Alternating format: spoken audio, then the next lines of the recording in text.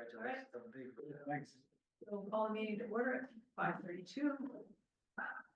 Some announcements, call for volunteers. We still have openings on the capital improvements committee. There's 2 openings, correction. It's a really important committee at this time of year, so anybody interested, reach out to the town clerk.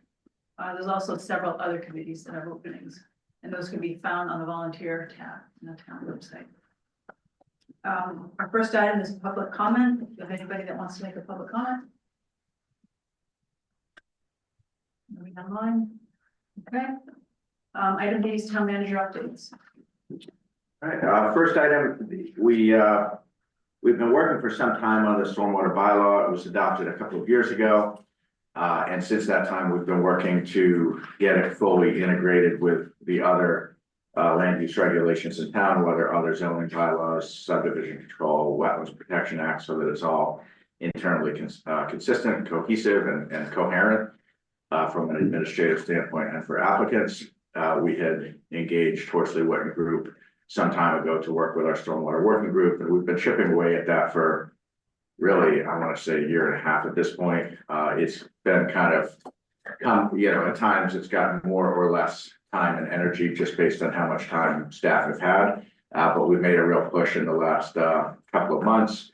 Had an in-person meeting with the consultant. All of the meetings to this point had been remote, but we were feeling that we were getting to the point of like really getting close, and especially with the turnover of town planner, which is obviously a key staff member with regard to the stormwater bylaw. We had Lori Kennedy, our consultant, come up from anyhow, a really good working meeting in December. I didn't include red lines because I don't want to get into all that detail until we have actually something to put in front of you. I just wanted to make you aware that we have continued to work on that. We will have a proposal ready for the next board meeting with an article request. I took a look through the draft edits. Most of them are definition changes. So there's some things that are kind of technical in nature. But anyhow, tonight isn't to get into the details. It's just to give a preview, really, so that 2 weeks from tonight, when you're asked to include an article on the warrant, you're not looking at me like I have 2 heads. So I wanted to just make you aware. I can share the draft, tomorrow or whatever. I didn't want to confuse things for tonight. But as I said in my memo, as a non-zoning bylaw, there's not the same procedural requirements as there would be for a zoning amendment with a required public hearing with the planning board. So it would be recommended that once we do have a draft bylaw, that we could schedule, that this board, the select board, could schedule a meeting to hear comments on that. And I think it's going to be improvements. It's going to make things clear, both for applicants and for staff, to make sure it's applied consistently. So just wanted to provide a preview on that. Okay. Next item, we had initiated this study of what would be the cost impact if the town was to consider changing the contribution percentage for health insurance plans for retirees. We've been at 50%. That's the state minimum, can't be less than that. And this isn't something the board's really ever talked about, although I know I talked to you a couple of months ago before we initiated the study. But it's something my office has approached from time to time, once or twice a year, maybe every couple of years. Every now and then a retiree will come in and say, oh, it's 50%, could it be more? So this cycle, we had a larger than typical increase in the health insurance rates for the medics plans. I think it was like a 22% increase. So that kind of spurred the conversation among me and the finance department as to, what would it cost if we looked at a different contribution percentage. So I included in the packet the report. Not looking to get into detailed discussion tonight. We could, if the board wanted to talk about this in detail, we could add it to a future agenda and have the actuary present. If there's technical questions, those would be something I would look to them to answer. I read the report. I had a question on one of the assumptions of the increased participation rate, because that kind of obviously skews the numbers they've presented in terms of estimated cost impact. But I wanted to share the report since we received it, And I guess I would look to the board as to whether you want to agenda that in the future. I would respectfully suggest it's not time sensitive, so I think if it is something we want to revisit, perhaps we look at after things, after we get through budget, town meeting and so forth, because it's really not time sensitive.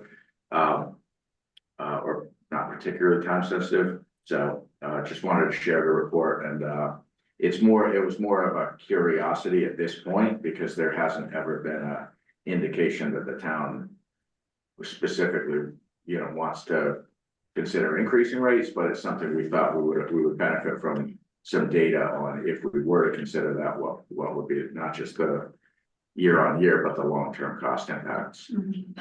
Do you have an idea of how many people take advantage of town insurance versus, some other coverage? Retirees specifically? Yeah. I don't, and I can talk to Caitlin about that to see if she has any idea.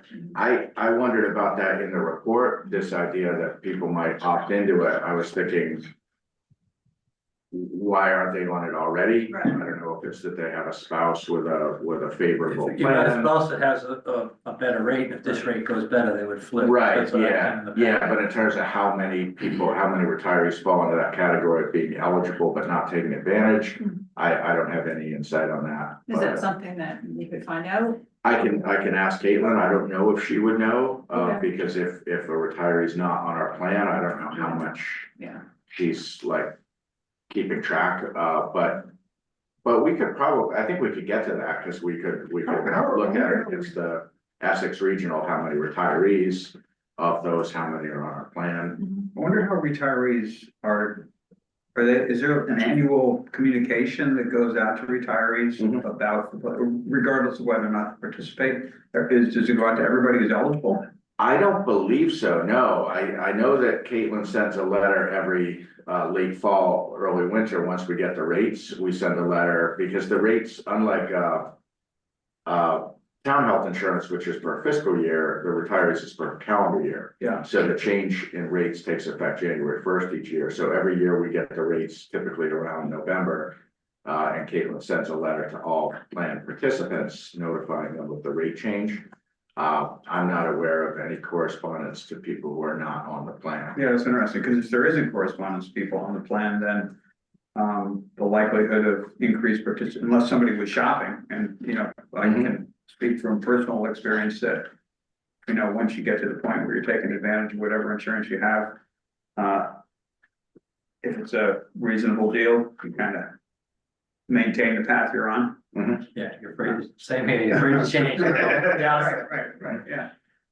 So, I would just question the assumption that people will ship, maybe they will, but Yeah.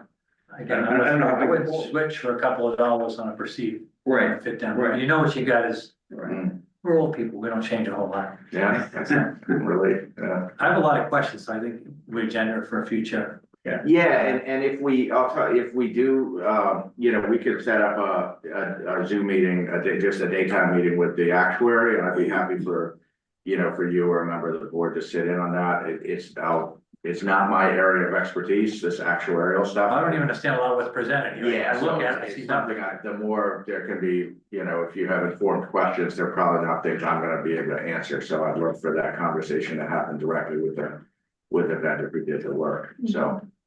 So just a process question, if somebody elected not to take advantage of town insurance, could they change at a later point, or is it? Yeah. when you Yeah, there's an open enrollment period every year. But I guess to Rick's point, if they're not. They getting might, education, yeah, they might not be Okay, looking at that. all right, yeah, so maybe probably, I think so, yeah, I mean, I can reach out to, the report's complete, so I don't wanna, I'll circle back with Linda Borneval, let her know we have this discussion, maybe get something on the calendar sooner, just to kind of keep it fresh in her mind, and then, but in terms of a public presentation or a more in-depth discussion, I would suggest we wait till after town meeting, partly because I don't want to create an expectation that this is something that could be considered for this budget cycle, because that would have implications that would take some time and bandwidth to plan for, that we really haven't, we don't typically have that kind of time in the budget crunch.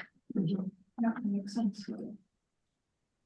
Good, next item, I had put together, we kind of brainstormed locations, we put together a number of potential ones. We might not have got all the potentials, but it was everything I'd heard of or thought of. And I put together the kind of list of indicators and then passed that off to Jen Geary and tasked her with basically interviewing a bunch of different staff, public safety, health, planning, conservation, so forth, public works. And and what you have in the packet is what she returned to me. So I think I read through it. There's a lot of good raw material in there. I think it needs some processing to kind of thin it out, but I wanted to just share that as a progress update. It may be, I think perhaps at a future meeting, we could look to the board to see, do you see enough there that you feel there's a clear short list of 3 sites? If so, we could kind of go to the next step with that, or we could kind of keep plugging away. But we've kind of chipped away at this in the background. It hasn't been front burner, but I think we've made some good progress, just kind of a little at a time here and there, just to initially set out what sites might be potential. Certainly, if there's other sites this board or others are aware of that we ought to be considering that we're not considering, the door is very much open. Yeah. I was, Sorry, go ahead. thanks. And I was curious about the site at Mill Pond. There's the area that it's in. I don't think it's on top of, but I think it's adjacent to the area where there's an issue with knotweed. And I'm just curious why it looks to me, based on my recollection of where the knotweed is, as if it is purposely not on top of the knotweed. And it almost seems to me as though if the knotweed is there, then why not use that area? And that's a way of countering some of the knot, maybe, unless there's a wetlands issue. It looks like they were trying to avoid the demonstration area. You can see that it's cleared. Remember, they had the hay bale. Outlining each of the 3 areas, so they may have just avoided it for that reason, but, why not? We might try to, but it might be worth concluding whether or not is a demonstration area at its conclusion. I mean, it hasn't been touched. And if that's the case, then maybe it makes sense to fight the knotweed back a little bit, with a permanent solution. Maybe. Was Christine involved in this? Yes. Okay. Yeah. Because originally, when she and I had done our drive-through, she was looking at the one that's not being considered, where the batting cages are. I just, do you recall what the decision was to not? It seems really tight. I mean, the way it's drawn and approaches on the ball field. So we could put that back on the table, No, but it just seems so tight, and with the snack shack there. And also, I don't know that batting cage gets a whole lot of use, but it is an existing asset, so if we can avoid displacing an existing asset. But we could put that right back on the table. No, just curious. Chris, did you have any questions or comments? Yeah, quick question. Back a year or so ago, we were looking at properties that the town ended up owning with tax titles, and it was a half dozen properties. We don't actually own them yet. They're in tax title, but they're not. I thought there was a list of ones we did own them. No, from the past. Again, they're probably less than desirable locations because they don't have connectivity to other, there's a couple of good options in here. I think I've got one preference, but What's your preference? one of the page school parking lot. That's what I've always thought all along. And even though they don't show it on there, you could make parking right at the hill. They don't even have to enter onto the site. Set stairs up the hill and you're in. Be very easy. And what about the apartments there in terms of noise? You're way over the other side, you got highway noise, it's gonna be lovely. At the page, right? They're right next to it, right? It's actually the other end of the parking lot, and then there's that area below the playground too, so this. No, it's just like first thought, that's it. Like the housing's way over here. Literally, you could park in right there at the hill. Oh, okay. I had it miss. I mean, right down in the grass area. That's where the water tank is, right? Yeah. Okay. Watch it. I know exactly what he's up to. And then nobody actually even has to go on the school site, in essence. You can even fence it off. Noise is diminished by the road, so they're not gonna hear it at the housing. I just think it's a great. Point. Rick, did you have anything that sticks out? non-weed suppression. Well, yeah, and there, and that site has its own set of issues too because of the CR on it, you know, so. That might be a non-starter anyway, but I saw strengths and weaknesses in several of the sites, yeah, so. Yeah. And sort of anecdotally, I don't know if anybody else heard this, I don't recall where I heard it. Maybe it was on NPR in the last few days, but apparently Nantucket has a, bylaw that they will be voting on to ban. It's pickleball. Oh. Yep.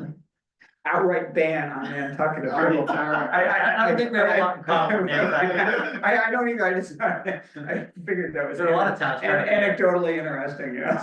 Wow. I question the legality of it, yeah. So I can work with the chair on like process, but at some point, if we feel we have enough to kind of, you know, I think the next step would be probably bring in other stakeholders and have kind of a broader discussion to try to hone in on a couple of sites and then maybe do the next level of due diligence on whether that's, you know, wetlands delineations or potentially looking at, you know, constructability or subsurface issues. And some of the metrics we put in there, like whether that's restrooms or lighting or whatever, it's not that it's necessarily needed. That's one of the additional levels of discussion that needs to happen is, are those, I mean, I think it's nice to know at this early stage, is that feasible if the town does want lighting or restrooms, but that doesn't mean you need to have those things. It was more just, more of a kind of initial, just could you or couldn't you? Because if it was important that you wanted the option to have lighting, then knowing you couldn't would be important to know right out of the gate. Right, no, I think this is an excellent effort, so we may not even need a consultant, right? I think for things like wetland delineation, you know, some of the technical things, but I do think with the team we have, we can advance this pretty well, you know, without, you know, I don't think we need like a planning firm to do it. It's great. Yeah, you know, regarding lighting, I mean, I'm generally speaking, not an advocate for outdoor lighting for sports because it has other effects on other life. Nonetheless, you know, there's probably adequately illuminating solar powered systems that are available now. And so you don't necessarily, my guess is you don't necessarily need to have power as long as you have a place where you can put up a few solar panels and have battery good power lights. So, Okay. I'm just saying that. Yeah, that's good to know because a couple of. I don't know of such Yeah. a product, but I'm guessing it exists. I'd be surprised if it doesn't. Yeah. Great, so do you feel like the working group enjoyed working on this? Definitely. Good. Yeah, I mean, there was some talk a couple of months ago, you know, everyone's super busy, but this is an amenity, it's something people really care about and, you know, we would love to be able to deliver it, on some kind of reasonable time frame. So we didn't want to kind of, you know, back burner it, even though objectively there are, you know, some bigger issues we're facing. But no, I think staff are, you know, would love to be able to bring something forward and from a construction standpoint, we bought this guide from the US Pickleball Association, which has all the specs on how to construct a pickleball court, the subsurface, subgrade, and the type of pavement, and obviously the dimensions, striping, and all of that. And I gave that to Butch a couple of months ago, and we feel very comfortable once we have a site. We could do a large part of the actual site work in-house. We want to contract out fencing, we might need to contract out subsurface drainage, but a lot of the just, you know, subgrade and paving things we could do and really keep the costs very modest, I think. So I think the CPA article sunsets, right? This year. Next fiscal year. Oh, okay, Yeah. so perhaps some of those funds could be used? Sorry, this one. I just looked at that. It is this year, Yeah, I okay. remember we thought this was Yeah. when we were gonna get right after this. Got it, So, okay. So we have you know, one of the things we'll talk about later tonight with potential town meeting articles is potential extension of sunset. So if it Okay. feels like we're gonna wanna still have this after June 30th, we could add that to that list. Great. Next item, this topic had come up, the last time the Learning Tree lease was up for renewal, was, how accurate is our understanding of the division of expense between the leased portion of the building and the non-leased portion. And so I had asked Brian to, he had told me verbally, I asked him to write up just to kind of understand that, and that lease is gonna be up at the end of June. So it'll be before the board again, May, probably for a request for extension. So I know the question's gonna come up again. In fact, when we look back at the records, there was a memo from the then select board to Gary Bill in 2007 asking the very same question. So it's been hanging around for a long time. So I thought I would share what we know. And basically, if this is something the board feels strongly about that you really want to pursue, I do think we would need to propose funding. It's not an insignificant effort to do that. So if you did want to actually pursue that, I wanted to know that before the warrant closes. And if it's not something we're going to pursue, I just wanted to share what we know so that it doesn't come up in May or June and I'm asked the question. We're like, well, it's not just a simple thing, it's a significant thing, so. Yeah, it would be interesting to look at, what's the ROI? On making that change. Right, yeah. Yeah, I assume we have the utility bills, right? Yeah, that's probably probably all of it, we could find a Mass Energy Insights. I wouldn't have the dollar figures for the oil in there, but for the Water. Do they pay any other percentage of anything, or is it? No, they pay a fixed lease amount. Again, I think that's what we have to look at is that covering above and beyond what anticipated cost. I mean, I was looking at the heating, generally, the town is not using that building a whole lot, right? Correct. They use it for the library book sale and. I think it's pretty much kept at life support temperature, That's Right, so again, so the majority of the heat, you could put a separate flow meter on, you don't have to put in a separate tank on the heat. They could monitor how many gallons they were using. The water, almost all the water's a daycare, because the town's not using any water there. That's right, yeah. And then the electric, you could look at any month when the town was in there versus the next month when they weren't. You would know almost very closely as to what they were using for electric, and then you'll know if it's covering, if the lease is barely covering those expenses. Well, maybe it would be worthwhile to see how much we're actually paying in utilities before we go to the effort. That's what I mean. I wouldn't go investing in most of these things. No, I mean, even before doing the analysis of trying to figure out a formula to determine how much, I mean, if we're only spending $2,000, is it even worth it to chase that? I don't know. But yeah, we can, Rick's got a great point with the Mass Energy Insight. We have really good records on a per building basis. Yeah. And it would be easy enough to supplement that with whatever's not in there, what you mentioned, like. Well, I mean, there's, yeah, so oil, will, somebody has those bills, the accounting Yeah. has, Yeah. the finance has those bills. Yeah, it's all, we file everything. by And, vendor, so it's very The easy. electrical stuff is probably easier to get from Mass Energy Insight, so we can look at the gross number for the entire building, there. If we want to just break out the cost, get a sense of the cost, I think for, relatively low dollar value, low cost, we could put put a power meter basically on one of the main feeds, figure out which is the most significant feed for the from the panel. There's a way probably to get some basic information pretty inexpensively. All right, so, but I think initially it would be, really easy enough to put together something over like what's been a year of operating costs. I think that would be helpful. So, yeah, we'll put that on a future agenda, probably not the next one, but a couple of meetings out. Okay, great. Well, it's good to have this. Yeah, just, So it won't be a question anymore. yeah, chipping away. Next item, this, one-stop grant had been mentioned at the housing, summit that, Rick and I had attended last week.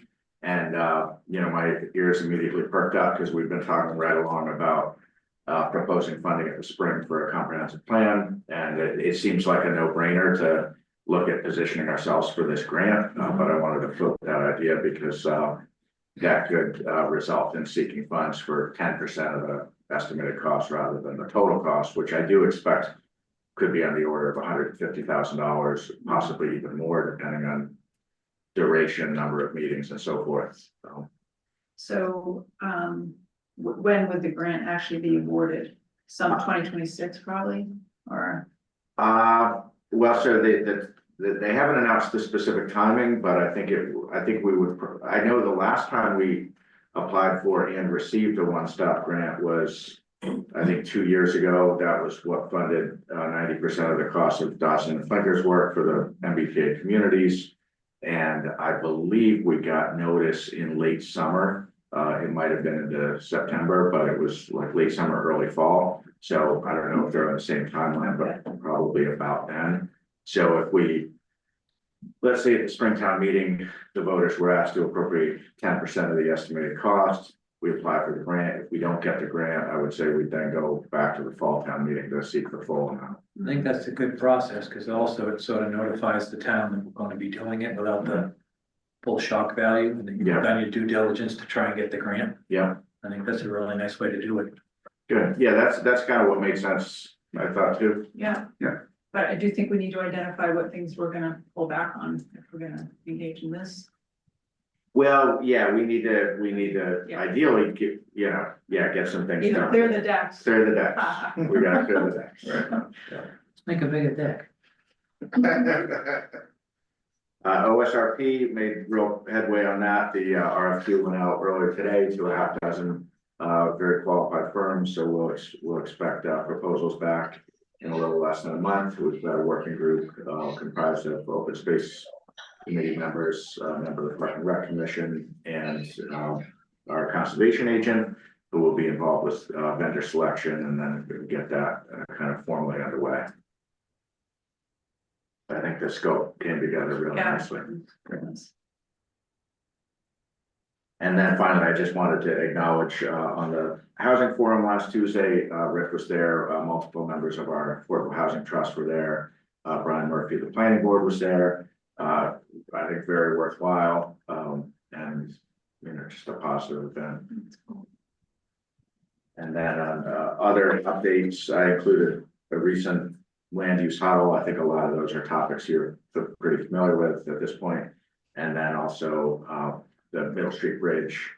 We had a pre-construction meeting with the construction contractor earlier today. Excellent meeting, really went well.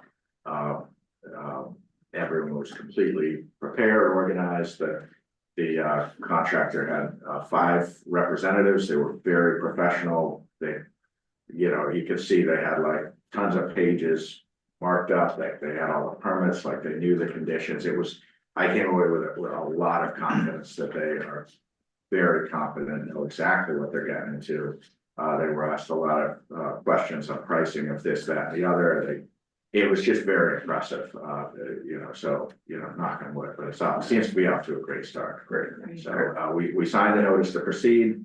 It'll obviously take them some time to mobilize, but that allows them to go ahead with ordering some of the lead time, items, the tiles, the steel, getting the precast concrete fabricated, all of that, so. And there's some things that they have to get done during the winter too, right? So tree removal. Yeah, the tree work has to be done by April 14th for the time of year restriction because of the bats, and ESC is the obviously the design engineer. They have, in addition to Micah being there today, they also have their wetland scientist, and both Clay was there as well as Julia from Newbury Port. So there was a lot of in-depth discussion about the conservation issues, the dewatering plan, and the inspections. In fact, right after the pre-construction meeting, Clay and Butch went out in the field with the wetland scientist and with a couple of members of the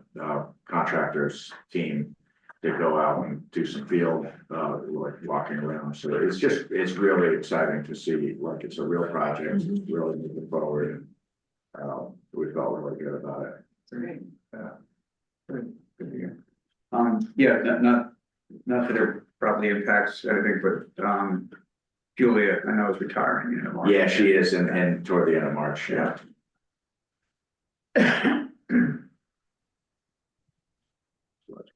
Great, thank you. Under department updates, there's some stage events in the packet. The first is February 4th at 1. To kick off American Heart Month. And an interactive discussion about nutrition.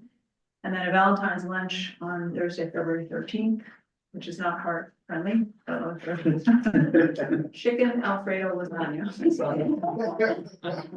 I saw the irony in that Yeah. following the heart event. Yeah.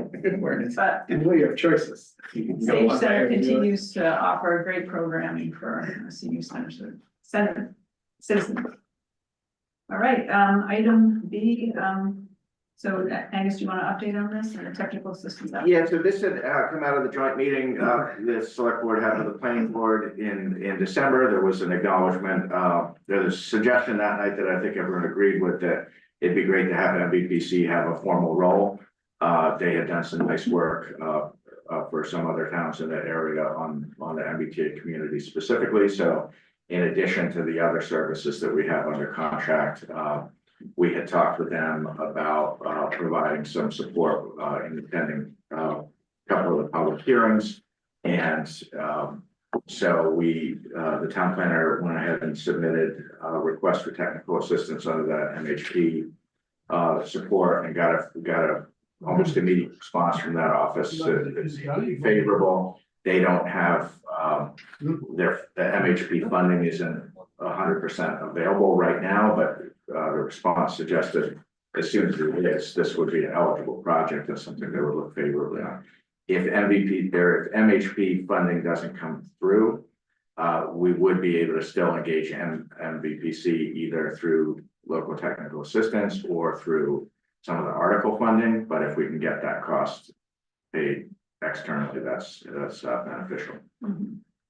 Now, do you think applying for that will impact the other application? I wondered about that. It's, MHP has offered technical assistance on other housing issues for years. They, with the MBTA communities, they created a new program, but I assume it's drawn from the same funding. Mhm.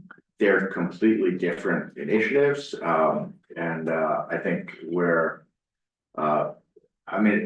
optimistically, I think MHP is probably going to be really happy to see West Newbury taking multiple proactive steps toward housing. Mhm. And I would think I would hope it wouldn't count against the other application that this one went in. Yeah. If I could have that conversation, I've known the administrator for more than 15 years. So we've done work together back, over the years. So I could call her up and find out, and if there was a preference, one or the other. Again, that other topic will come up later tonight, but we do have other funding for the MBTA, so I would hate to see that, cannibalize the other idea. Yeah, okay. Next item is memo from the town clerk on public and private ways. Jim, you wanna? Yeah, so, we became aware of, technically a non-public road being plowed by the DPW, so we kind of tried to do an all-inclusive, look to see if that was the only case. Mhm. And it turned out technically, no, it was not the only case. The other one's a little bit more of a technicality in the sense of, it's a public entity, but it's not the town. And ironically, it looked like a letter that was sent from the director of the housing authority saying, hey, can you help us out? And we believe it's just continued since then. Mhm. And so out of that, we talked about an MOU or something indemnifying the town if something ever happened while we were plowing on their land and someone was hurt. We technically don't have anything. Yeah.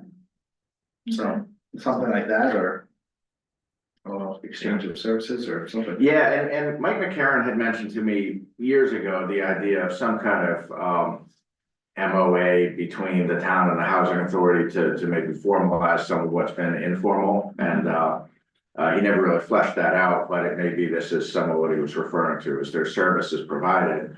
They're not really formalized, but the town's been doing, snow clearing and those, housing authority developments for, you know, as long as anyone can remember, but, yeah, so I'd asked him to look at this, and, you know, we had a report on file the town had done many years ago on, you know, setting out all the public and private ways, and he reviewed that with Butch, and, you know, really, other than Great Hill Terrace, it's just the housing authority property, so, Okay, well, that's good. yeah, it is. No, it's very good. When you say housing authority, you got the one here and then the one over. The two off Thatcher. So there's the two up, plus the actual parking lot itself.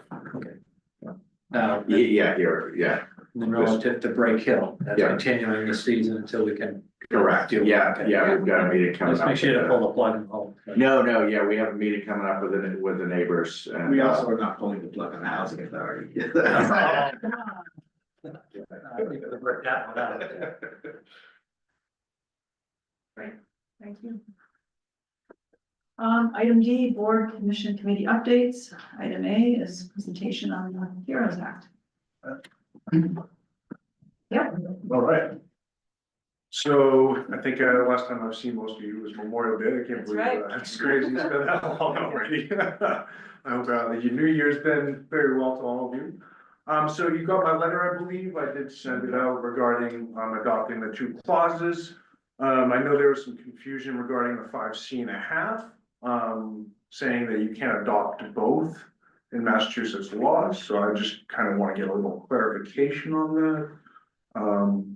Angus, would that be you or? Yeah, it's really Christian, Okay, yeah, all right. yeah. If I could hit that real quick, Can so, you introduce yes, yourself? Ron Ross, I'm the, veterans rep for, West Newbury.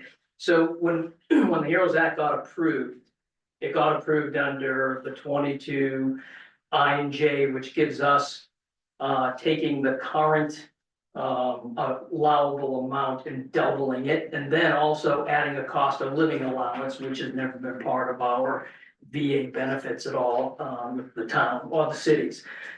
So when the Heroes Act was passed, it was under the clause 22 of the, mass laws.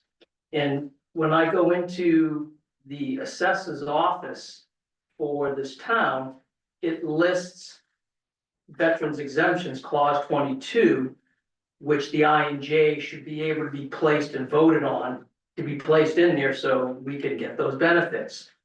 And during this course, we were told that this town had voted in the 5C.5, but nowhere in the exemptions for the town does it ever say that.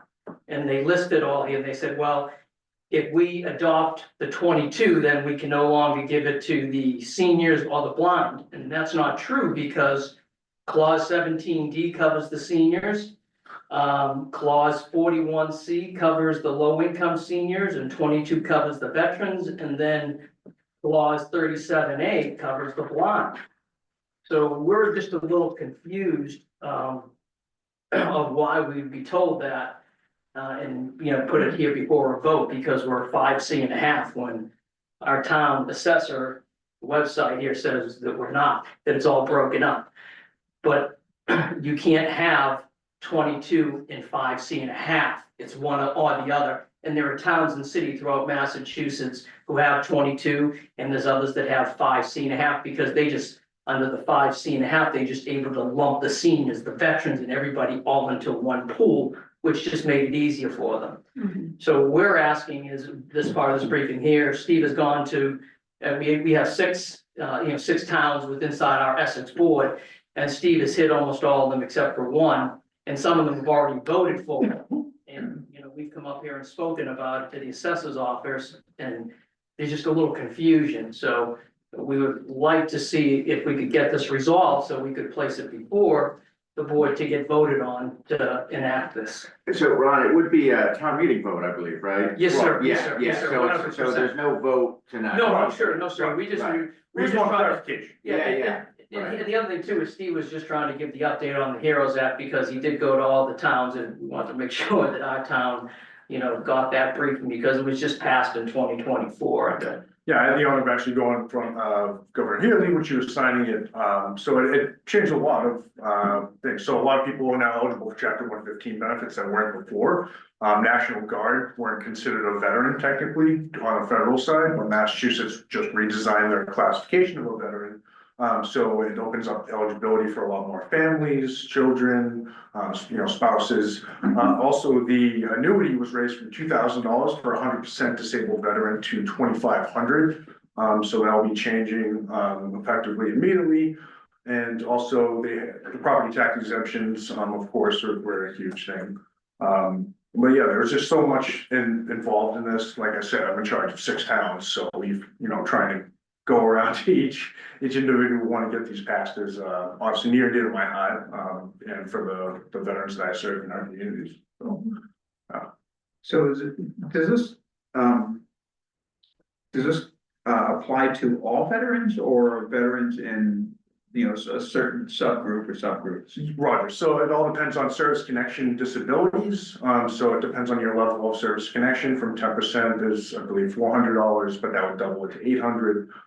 Purple Heart, so there's different eligibility criteria. So we have a chart that we can send to you if you ever need that. But it's across the board for all Massachusetts to follow those criteria and those eligibilities. So I think this question of the town having, previously adopted this 5C5. Yes, sir. It sounds like there's, an interpretation question that ought to be clarified. Yeah. Cause I've kind of, Rebecca's done more on this than I have. I get a little bit jumbled with all the. I'm glad it's not just me. Yeah. So what I would suggest is I know the Board of Assessors has submitted 2 article requests related to this for the town meeting. So those will be in your packet, 2 weeks from tonight. And we can review those with town council and just get clarity on their question as to whether they're mutually exclusive. And just so that that's clear. But those articles have been submitted by the Board of Assessors. And the board 2 weeks, this board 2 weeks from tonight will be asked to put those on the warrant for the spring. So. So would one be withdrawn if it turns out? that- Well, it sounds like this 5C5 is one that was adopted quite some time ago. But it's not showing. But the thing about it is that it does not show, it breaks it out in their individual categories right here on the West Newbury website. That's for the assessor's office, and it's very clear and detailed, and it aligns with most of the cities and towns throughout all of Massachusetts. There are some cities and towns, as I did my research, that have the 5C5, and that is because it was just easier for them to lump in, and it also gave them the ability, because these rates are from like 1974 and older. So these rates have never changed. So as the COLA, cost of living and everything else went up, the veterans, we were never getting any increases in these amounts ever whatsoever. And the other thing too was, at the time, the city or the town goes back to the state for some of that reimbursement for some of the money that they give for the tax exemptions. And some of the towns, to include this one here, was giving us a little bit more before the HEROES Act ever came in. So to be honest with you, our town has been very generous about it. Don't get me wrong, they're phenomenal. But this one here would allow, once it's passed under the HEROES Act, you're able to go back to the state for more money to say, well, I have X amount on that 100%, I'm giving them $2,000 a year versus $1,000 a year. And we're submitting for reimbursement for a portion of that money to come back to the city or the town. But it's laid out nice and clear on the assessments office of how it should be, and this is it, and that's why it's, when the HEROES Act was done by Maura Haley and the Executive officer. Veteran Services there, they used 22I and J, so it could insert in each of the towns and cities already assessment blocks, and it's already broken out with the veterans and all the amounts in the different categories. So it's laid out perfectly in our town website. Yeah. And there was just, again, like a little confusion of, are we a 5C5 or are we truly a 22? And did you meet with the assessor? I just talked to Maureen, we never met with the actual assessor, I think that Maureen. would be worthwhile. It would be, Yeah, just to try to get clarity before we consider. I bet. Okay, Yeah, and when he wrote this memo yesterday, it didn't get into the packet because it came in yesterday, but I'll send this to you guys, and that's, I don't know if that'll help or if that'll add confusion, but I think by 2 weeks from tonight, we can get this okay, squared away in terms of whether putting the new exemptions on before the voters in the spring would necessitate any change to the current exemption. okay. Can I ask a couple of questions? I understand almost nothing on this. In the letter that Steve sent, it talks about the 22nd J municipalities to increase existing property tax exemptions by up to 100% of their current value. That's the double, yeah, that's doubling it. yeah. Of what number though? That's what. So there are several numbers, sir, depending on what exemption you win, it starts at $400, $750. I'll use myself. I'm 100% permanent, all service. For me, by Massachusetts, it's $1,000 a year on my property tax. It would increase from $1,000 to $2,000. No, because when I read that of the current value, was that their current assessment? No, So you don't know what it means until you. it's the have a current context. value that. What they're disability, what the eligibility is for, sir. Okay, my second question in the letter the assessor put together, he references the 5C5 is specifically for disabled veterans. It has disabled veterans in the 5C5, but it also includes other items like seniors, the blind, nonprofit organizations within your town. Other veterans though, or do you have to be? Well, this is designed just for. This one here is specifically for the veterans. So what happens is if you stay with the 5C5, you won't will never reach this amount that was approved under the HEROES Act unless every time our taxes go up. So every time my property tax on my house goes up annually, I will get an increase until I eventually hit the $2,000. That's how it is established now in the town of West Newbury. So I'm at like $1,600 a year right now. And I won't get to 2,000 until you keep up in the property tax. Okay. And then the other one is the COLA. You can still adopt the COLA without putting the other one in the I. You can put the J in versus the I. Tied to the consumer price index. So, yeah. Yeah.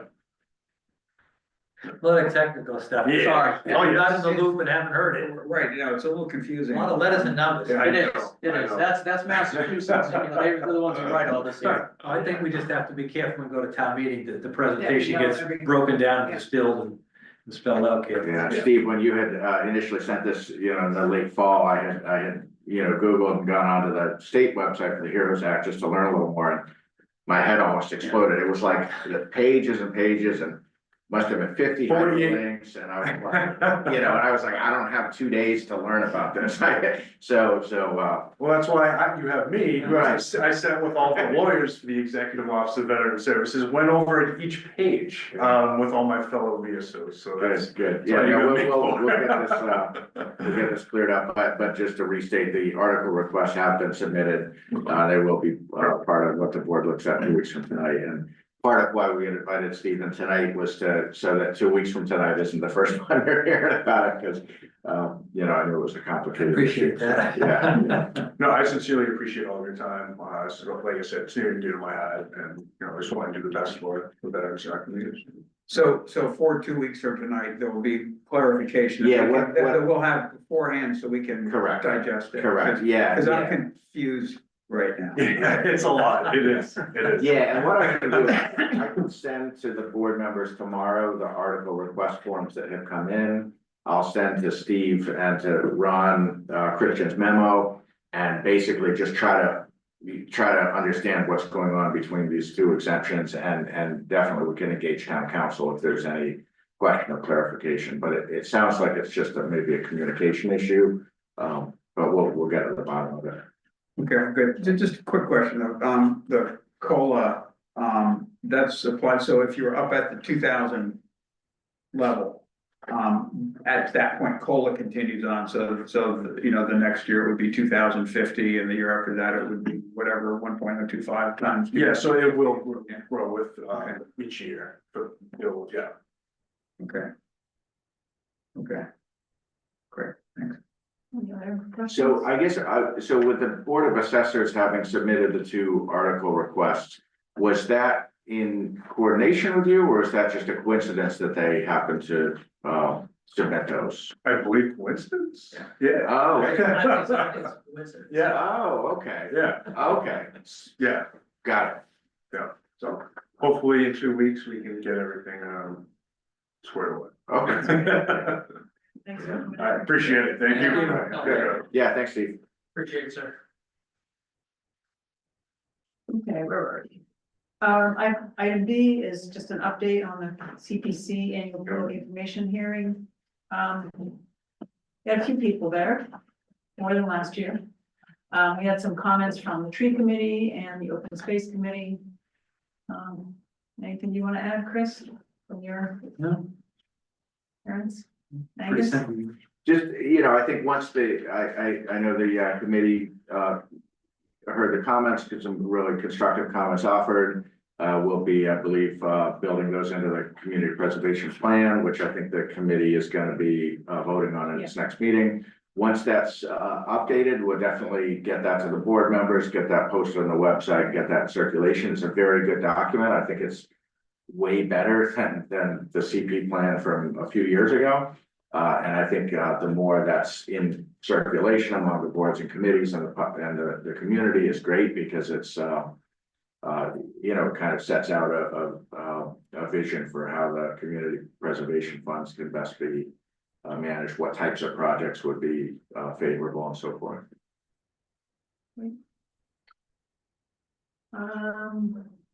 Next item is update regarding the FY 26 budget meeting with the superintendent and select board chairs. So I think I mentioned that last time. This was something Justin Bartholomew had initiated. And we weren't quite sure why, but his stated intent is just to kind of get a different take on the towns through the select board chairs rather than the town administrators who he meets with regularly. He did say that, so he's presenting the budget to the school committee on the 4th, I believe. Yep. So if you're interested in attending that, we are gonna meet again, this group, on the 10th. And then the public hearing on the budget is on the 25th of February. He did say that in order to keep everything level funded, they're looking at a $3.34 million budget, but they're trying to dial that back now and 3.3. Increase. increase. Okay, I was Yeah. gonna say, that'd be a nice, let's go to twice. Yeah. But that, you know, so now they're going back to what do we need, what do we want, you know, what can we? What kind of percentage is that? Cause the budget's gonna be what, 52-ish? I don't recall, I don't think he said what percent. I was telling Angus, I felt. That sounds about right. I mean, our share was a little over 10 million, and we're the smallest contributor, and that's just a local share, not the state, I so. guess we'll find out. Yeah, he said that the primary drivers are health insurance, the 24/7 care for, you know, a couple students and the sped transportation. So he's got some really great ideas of ways to kind of regionalize maybe with other towns and he's really trying to figure this out, so. One thing of note though, is the Groveland Select Board Chair, again, is asking the question about percentage of students, you know, getting back to this whole Funding. yeah, assumption that somehow West Newbury is getting off easier, so, Justin did email out those figures after the meeting, but, just so you're aware of it, that's still a live topic. So we're talking schools. We had sent off to legal Yeah, to the DESI. questions. So that is- Yeah. Do we ever resolve that? No? No, we corresponded early in January. She asked our deadline. I said, I'd like something by the end of the month, and I didn't get a response, but I assumed, and that was a couple of weeks ago, so I'm assuming I will hear from DESI by the end of next week. I've got it on my list to follow up if obviously, with the warrant closing 2 weeks from tonight, we'd like to have Desi's review before the warrant closes, so. The language can change after that, but where there's 3 towns and all 3 towns have to have the exact same language, the sooner we can get that buttoned up, the better, so we are working on that. I just didn't know if it come through and I forgot, you know. No, things no, happen. we, other than just the initial acknowledgement of receipt, they haven't finished their review yet. One other thing to note is that Merrimack most likely will be in an override situation outside of the school. Their outside of the school. the EMS is bringing forward a $1.3 million proposal for additional staff, 12 additional full-time staff. So it sounds like the board is just letting it ride and letting the voters decide, but they're not happy about it, so. But that could complicate any school budget, you know, need for an override, so. What's Groveland doesn't have an anticipation, do they? But I'm assuming that it would be an override, but I'm not sure, yeah. So. That's all I have on that. Anything you want me to ask at the next meeting? It'll be before our next meeting. No, it won't, it'll be on the 10th. So think about it if there's anything you want me to bring up or ask. Yeah, there was a Mass Municipal Association email that there was a comment about an increase. And I'm thinking it's probably, you know, pretty unsubstantial as far as Pentucket is concerned, but it will be an increase in the Chapter 70 funding. Yeah, but the initial numbers, there was a small increase. Yeah, but it probably isn't enough to really help. Other question, you sent a letter to the school committee relative to appointment to the. Yeah. Follow up with the chair. And see where that stands. All right, next item is an update on the parks and draft field use policy. Holidays. Sure, the commission met last night, we've done quite a bit of work at the staff level, a lot of credit to Caitlin Barker, she provided a lot of the work on that. She and I have been collaborating on field use policy and fees. We've gone through a couple of meetings with the commission in the last couple of months, trying to get something new in place for the upcoming athletic season. The commission did have a meeting last night. Wendy and I were there, as well as Caitlin and Brian Richard. It's a good meeting.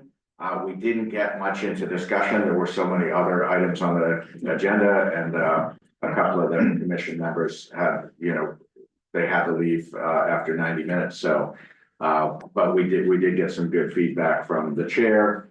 And I just wanted to keep the board apprised, because once the commission has something, they're ready to circulate for broader. Basically, the approach is to get something that they think is good and then circulate it among the youth sports groups, and get some input and comment, and then to, at a subsequent meeting, vote it. So we do have, you know, we did have a representative last night from youth sports who's at most of the meetings, and he's always got constructive comments. We gave him a copy of the draft, but it's not been kind of sent out, because we don't want to send it out broadly until the commission is ready to say, we think this is good, what do you think? Is basically the approach they're going to take. So I think it's going to take 2 more meetings before they're ready to vote something. But particularly where some of the fees apply to properties that, some of the property, the park is under their care and custody. Some of the property, Pipe State fields, and the paid school softball fields are under the select board care and custody. So I want to make sure you as a board that you're solicited in that process. Because while I think everything they're trying to do is very reasonable, you know, I think they're, you know, charging fees would be, you know, you ought to be specifically consulted on that, to the extent the fees are on properties that are under your oversight. Even though under the Pipe State agreement, they are responsible for managing the use of those fields and the reservations and so forth, the property is still under the board's care and custody. So I just wanted to keep you apprised of that. It was interesting to me that the money to fertilize the Pipe State fields comes out of the DPW budget versus the Park and Rec owned properties, you know, comes out of their budget. So I guess that must be because it's the organic Yeah, that goes back, I believe, to 2001 when the property was acquired and the pipe safe mill pond management plan was first adopted, because it places the responsibility on the town to have a organic, management of those fields, and that's been a cost the town has carried, forever, effectively, so. Yeah, So, yeah, it's not anything like a kind of an enterprise fund. It doesn't even pretend to be financially self-sufficient. But where some of the costs, whether that's fertilizer or mulch or, even just the routine mowing, are all kind of embedded within the town operating budget, even though some costs are segregated out to park and rec, such as the field use prep, where we bring in an outside person to prep the baseball diamonds and so forth. Those costs are kind of segregated, but if you really look at the true cost of maintain those fields, it's quite a lot more, and there is a lot that is embedded in the public works budget for maintenance. yeah, I guess the primary thing they're struggling with is what are the fees meant to cover, and clearly they can't cover the entire cost of operating the fields, because DPW has been doing that for a while, so. So that's the major discussion. Should the fees only be charged to baseball because they are incurring these costs for outside field management? And, it's just they're trying to sort their way through. I think they're doing a good job. I mean, I think they are, yeah, it's been, I think Wendy and I and some others, I think it's a little bit like Groundhog Day, because we've seen so much change on the commission over the last 4 or 5, 6 years. So it seems like each commission with different composition is kind of almost like at square one, and we've been there all along. So to us, we're kind of like, but yeah, they're still talking about just very, very foundational questions of what is the philosophy of fees? What should they cover? What should the tax base cover? And that is something that ultimately needs to be a broader discussion with this board and maybe even the finance committee. So. We went through that on school committee when they reviewed the fees. The objective at the time was there were outside entities coming in and using the school's properties, be it tennis courts or ball fields, and running summer camps and generating revenue and making incomes and paying almost nothing. So the objective was to give in-town or in-district opportunities the first priority, and then to charge outside entities enough that offset the impact that they used on the fields. It was a good approach. Yeah, so they're considering a 2-tier structure where in town, youth sports paying 1 fee, and then we have an outside group that uses the paved fields, and they're like 3 times the hourly fees. And it's not to be punitive, it's to. No, we but pay- they're still we pay getting a for great every day's deal. taxes, yeah. Yeah, When you're talking, okay. I was just gonna say, the Groundhog Day bit. Has it ever been memorialized? With a particular board committee that got to a particular point. And everybody was on the same page. Has that ever been memorialized so that for new incoming members, it could be handed to them? No. and they've never gotten to that point. Okay, What do you okay. say? Yeah, I mean, back in, I think it was 2021, they voted what continues to be the fee structure. Yeah, And they did vote it was at a meeting and so forth, and that's what's been implemented ever since. But it was literally a sheet of paper it wasn't on letterhead, it just had the rate per hour for two different types of user, basically nonprofit, for-profit. And there was no language, there was nothing. there was no about, explanation of what it was trying to accomplish. well, and there was nothing about like if you book a field and then it rains and you can't use the field, there was no policy associated. It was just the numbers, and so that's put our staff who administer the fee in a tough position, because these questions all come up and Caitlin's caught in the middle and there's not clear policy. So the policy we've drafted that we put in front of them it's much more of a policy that you expect to see. It's 4 or 5 pages it's very clear on all of those circumstances. And so I think once they voted, it's gonna be a big help, because it's just, these are things that cause a lot of like churn, because they come up and they cause questions that then need to be run up the flagpole because the policy is not clear. It's not just the fees, that really getting into the policy.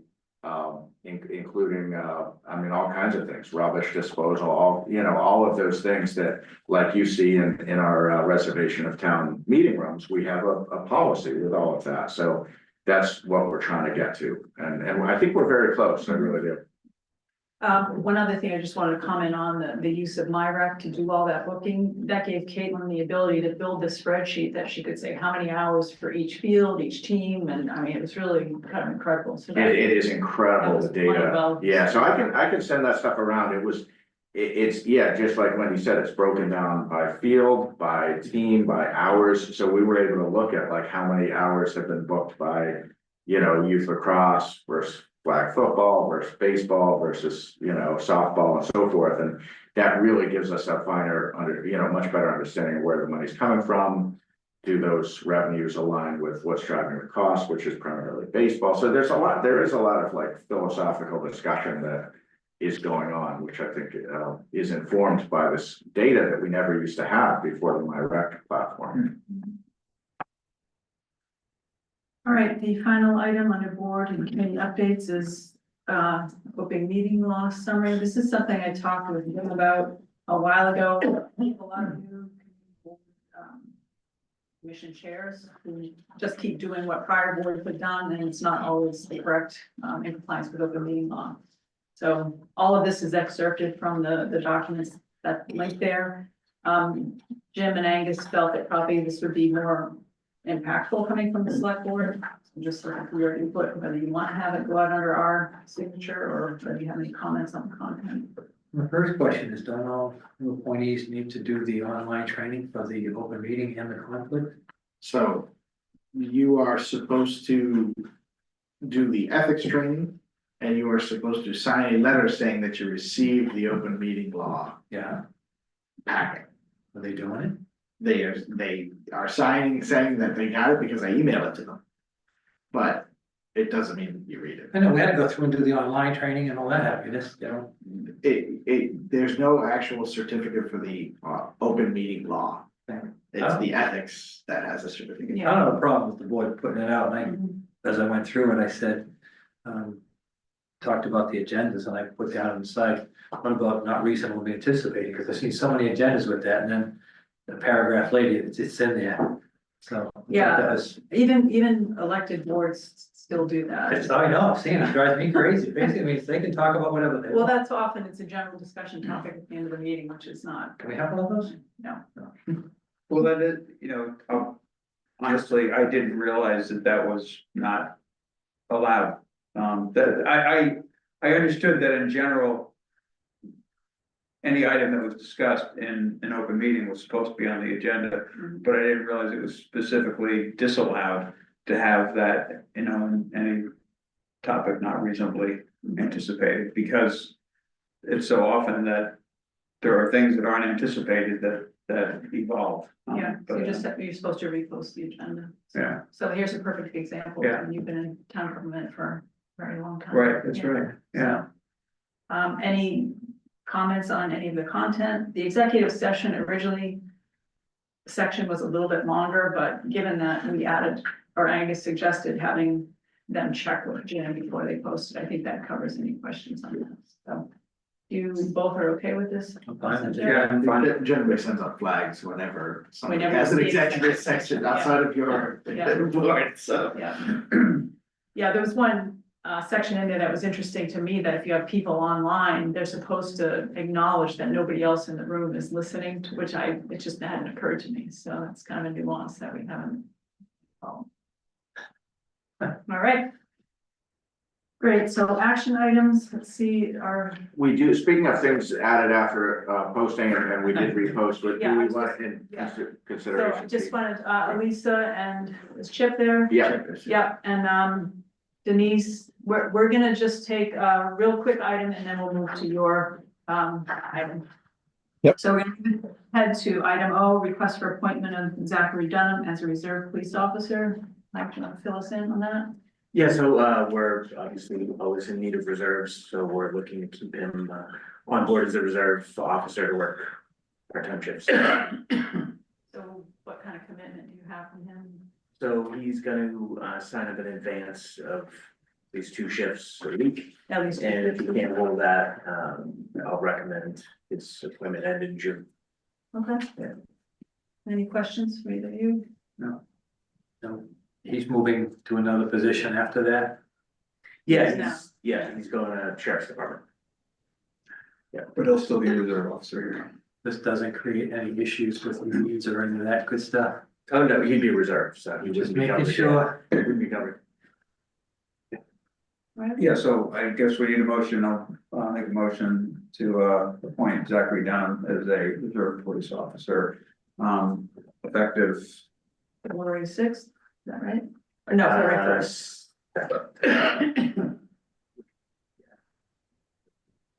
Last day's different. Back from the last day is, Okay. and until the end of the fiscal year, at which point I'll be reappointed. Presumably. Reviewed. Reviewed. So could we just add to the motion with the understanding that he would do 2 shifts a week? That, I'll take that as a friendly amendment. All right. Second. All right, any further discussion? All in favor? Aye. All right, Thank thanks, you. Mike. All right, we'll move on to action items. Item A is a request for approval of utility rate structure and terms for municipal energy aggregation. We have representatives of Colonial Energy here, as well as Chip Wallace and Lisa Grammer from the Energy and Sustainability Committee. So take it away. Denise, you gonna take the lead on this or? Sure, I can start. So hello, good evening. How are you? So I believe this is a continuation of, this was discussed at your last meeting, right? I think presented to you, this is the municipal energy aggregation for the town, the supply side of your electricity bill. That's going to be an opt-out aggregation program. I believe at the last meeting, you were presented with some recommendations from Energy and Sustainability Committee in terms of product selections for both the default and the optional product offerings, as well as some potential terms. I believe it was 18 and 30 months. So what we did is we went out and got some refreshed indicative informational only pricing for those products and terms, and you should have that in front of you. That's as of today. And just so you can get, I know originally we went out on at the beginning of December, and the market has moved up slightly since then. We're in the end of January now, but we were hoping to get approval from the board so we could move forward looking at some executable pricing tomorrow that the town manager would be able to sign off on, and that would be for an April start if you were so inclined. So are there any questions on the pricing, or do you want us to discuss a little further what's in front of you? I'm actually interested, Denise, in what is the, I quite honestly haven't had a chance to look at this. I guess in my desperation to get everything else read, I never looked at my emails after 3:30 this afternoon. So I know I have the other information, but can you, in general terms, explain how much it's changed from the previous indicative pricing? Right, Mark, jump in if I get this wrong. I think it's up about a half a penny, 5-6 mils. Okay. Across the board, just so you know, the energy is up, the recs have stayed the same, so all the prices are up about a half a penny. Yeah, okay. And so you will lock it in tomorrow then? Do you expect it to change again in one day? We do expect it will change slightly, but it's been cold and it is cold. That's kind of why we're seeing this run up.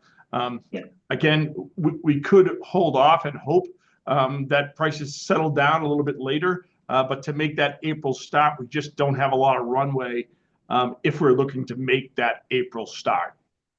That's our only problem. And again, from a pricing perspective, starting, this is a good thing. I just want to make sure that I'm clear on this. It's a good thing. National Grid is coming from 16,029, and it will become 14,600. And the pricing that's in front of you, I think they requested that the National Wind, if you're looking at the low price, it would be 18 months at the 13,200. People would still be saving. They'd have 100% renewable. They'd be saving around $9 a month for the next, until August. That's guaranteed. But we expect that price to be a little higher in August because it's a winter rate. And all else the same, just not, obviously it's still up the 5 or 6 mils, but the national grid rate that actually has been published since we last spoke, we were estimating it was going to be about 14 cents. It's actually going to be 14,672. So there's the 5, 6 mils. The delta between the, is still the same. Obviously, it would be great to still grab those 5 or 6 mils, but the delta is still what is similar to what you looked at before with the projected rate. Okay, great. Chris, any questions? We have to decide which term, the term we can do. Yeah.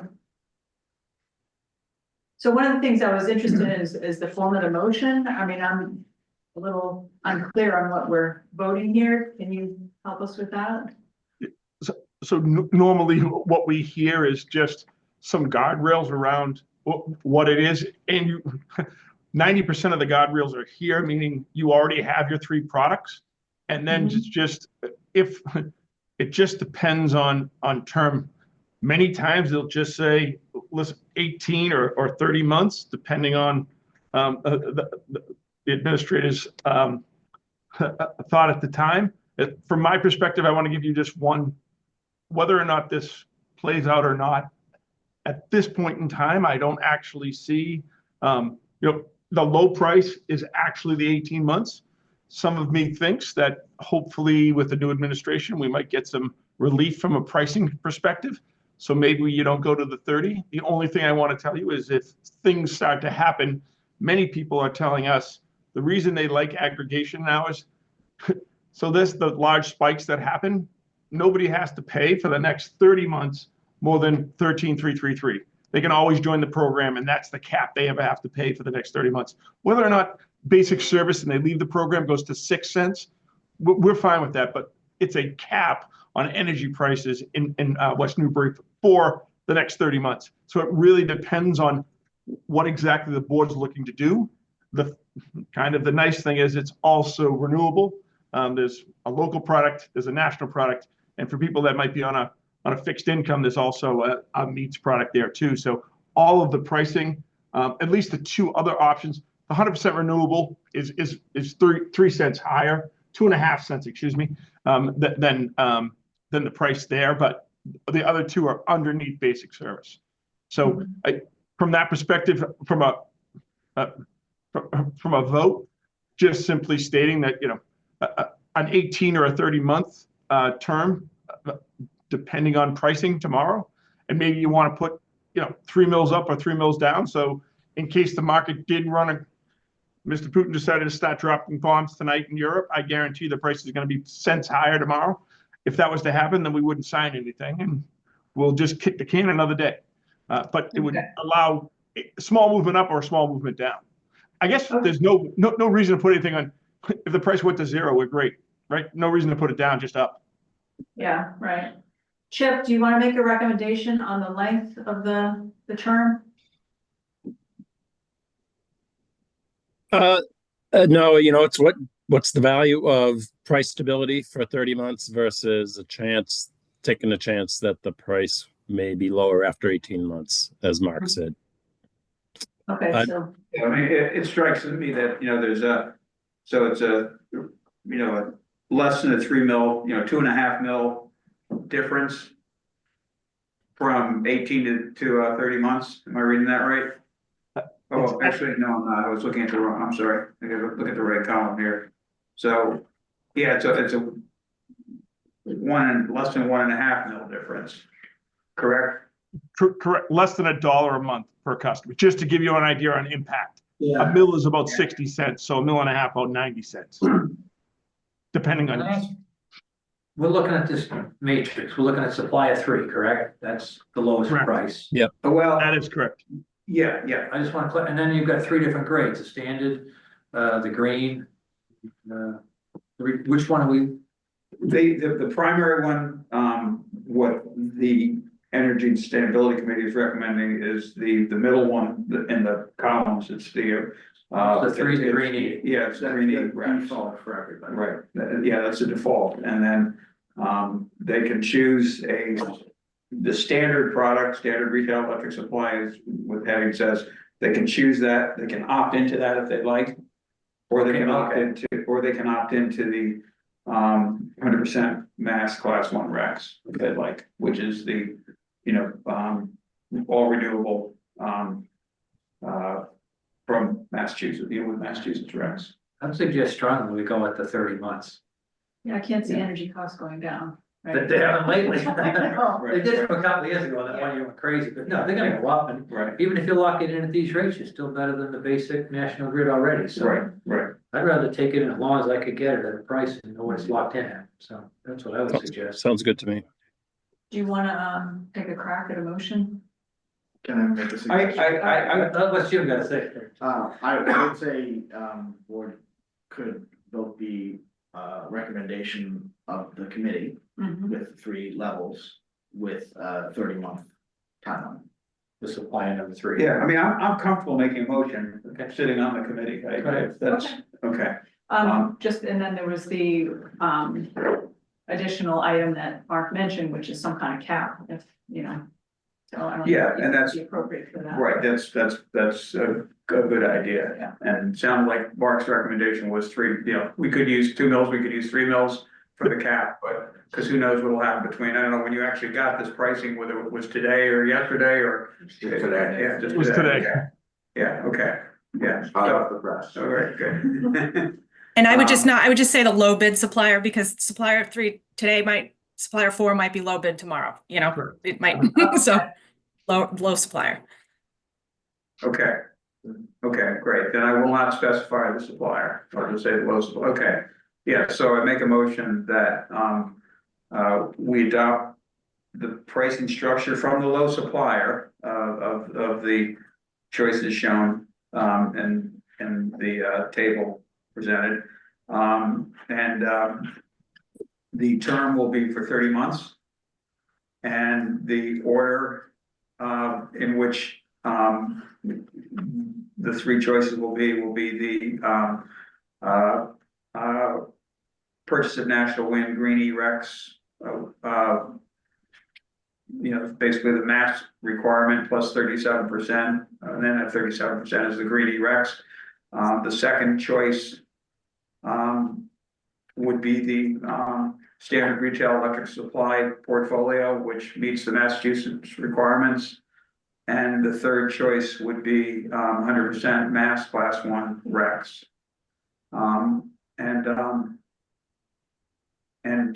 Yeah, 3 mil cap for an increase that might happen between now and when you receive pricing tomorrow. How does that Is that- sound? Denise and Mark, is that good? Perfect. Okay, great. I'll second that. Any further discussion? All in favor? Aye, great. So, and just to clarify, town manager has authorization to sign. Does that have to be, that doesn't have to be part of the motion, right? Or- I think I would feel comfortable if it was. Okay, would you want to just make another motion? Sure, I'll make another motion then that the town manager has authorization to sign, pursuant to the previous, to the terms of the previous motion. That's good. I'll second. All in favor? Aye. Aye. Great.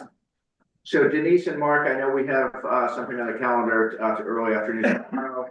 If you could just walk me through the mechanics of, am I e-signing something tomorrow, or is it early next week, or do you need a wet ink signature? How's that all work? Yeah, wet signature, Angus. Tomorrow, today ran a little longer than we hoped. We should get pricing in at 11 o'clock tomorrow. Should have that over to you by noon. I will also include the signature pages, and then we'll meet at 1, have a short discussion. Assuming everything falls in line, we would just ask for a signature from you. There's going to be 2 pages, and if you could just send them back to me by 2:30, so we can get the price locked in with the winning supplier. They can set their hedge and we'll be all set. Thank you very much for your efforts. Chip and Elisa and Rick, I appreciate the work on this. This is a pretty big deal for the town. Big deal, yeah. All right, Thank you. great. Thanks. Yeah, Thank you very actually, much. while Elisa and Chip are on here, I know, Elisa, you've been extremely helpful through this whole process with, especially, with a lot of things, but including, and not the least, with public communications.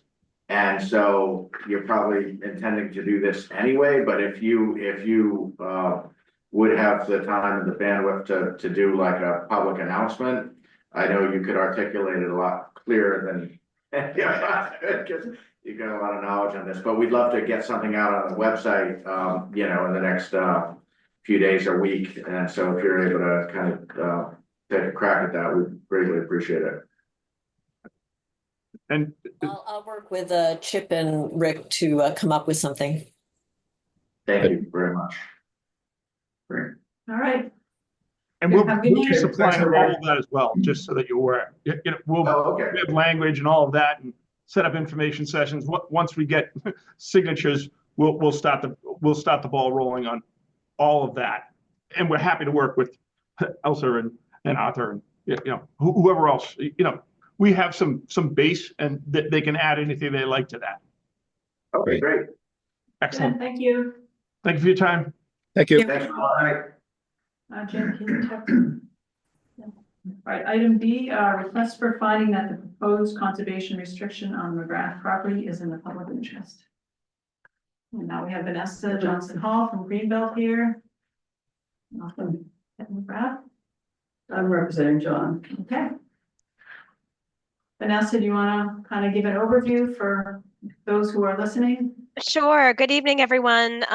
So I don't know if you have a map in front of you. I'm happy to share an overview map if that would be useful. Yeah, Vanessa, I'll go ahead and make you host. Just make sure, don't leave the meeting without letting me reclaim host, or you Right. will end the meeting. Will do. Will You do. have the reins, so. Okay. Can you see the map that I'm showing, the overview Yeah. orthophoto? Yeah. So Yeah. this is a beautiful property off of between Church Streets and Whetstone Streets. The conservation, it's about an 8-acre property, and John McGrath is donating a conservation restriction over just under 8 acres of it. Sorry, it's probably about a 9 or 10 acre property. So the conservation restriction is just under 8 acres. It's a beautiful field, gorgeous scenic views off a church in Whetstone, and next to a conservation restriction that Greenbelt already holds called the Nichols Conservation Restriction. His goal is to preserve the scenic views from Church and Whetstone streets, as well as allow farming to continue on the property. So it's a fairly straightforward conservation restriction from that perspective. It's being donated to Greenbelt, so as is the case for all conservation restrictions in Massachusetts, they are required to be signed by the municipality in which they are located as an acknowledgement that the restriction is going in place, and also as an acknowledgement of the public benefits of the conservation restriction. So it's before you to be, I believe, to be signed this evening, as well as voted for approval. And I'm happy to answer any questions. Thanks, Jim. I just want to represent John and thank Vanessa for her hard work in Greenbelt for taking this on, and for the board for considering it. That piece of property has been in his family over 100 years, and it's always been in agriculture. It's important to him that continue, and I think every little piece of agriculture we can keep happening in town is a reflection of what the town was at one time. And so I don't have to speak again. The next item is another reflection of agriculture, the sign for the dairy, and John wanted to make that a permanent piece for the town to have. And so people don't forget that we were farmers at one time. So thank you. Great. Any questions on the? So I think currently, Peg, there are Christmas trees on that, right? Is that, yeah. And I guess hard to say how that'll evolve over time, what the next agricultural use will be. Right, and you know, obviously, there are a lot of things it could be. It's been hay, it would be a great place for vegetables. It's just as long as it stays in agriculture, it'll be a happy place. Yeah. It's also lots of people hike through it to connect over to River Meadow and so forth, so it's available for that too. Yeah, great. That'll lead me to one of my questions, which is says public access doesn't grant any right of access to the general public and grant to us. I mean, That's right. So the public access is up to the owner of the property. So is that a formal request or what does it? It's upon, yeah, so if anybody wants to walk through the property, you know, they need to get permission from the landowner to do that. Okay. All right, what's they do? Go ahead. Think so? She said, which they do. Okay, again, there's not a whole lot, we don't have, you just vote just to acknowledge it. Yeah, so based on our past consideration of CRs, the Conservation Commission did a deep dive in this and worked with Vanessa, and I feel like there are technical experts on this, so we're just affirming that it's in the town's best. I'm interest. 100% in favor, but I've just got a question, I don't wanna sound like I'm a problem. Okay. But you talk about allowable use and it says green energy with the prior written approval of the grantee, constructing energy producing structures and associated transmission lines. That just seems incongruous with what you're trying to accomplish. It does, but that the language should say that it's only to provide power for existing uses on the property. So Yeah, if, essentially to support agricultural uses. yeah, so, You just envision towers and what says that, I don't know, it just seems odd. Yeah, there's elsewhere, there's prohibition on. Any structures. Well, there's prohibition specifically on solar as used for utility purpose. So, I didn't go super detail in it, but I did look at those specific aspects and the way I interpreted them was that, you could provide up to, I think it's 20% more energy on an immediate demand basis as is required by by whatever the productive agriculture uses on the property. But you can't size it any bigger than that. it's quite limited. This is actually the standard language in the state model conservation restriction. And I should have mentioned that all conservation restrictions in Massachusetts also have to be reviewed and approved by the state before we're authorized to get signatures on them. So this language has been approved by the state, but it's pretty limited that any green energy is solely to allow any permitted act and use on the property. So it's not like someone can build a whole field of solar arrays on there. And it is again by prior permission. So if someone was going to install a green energy structure on there, they have to come to permission of Greenbelt first, and we make sure it's consistent with the conservation restriction.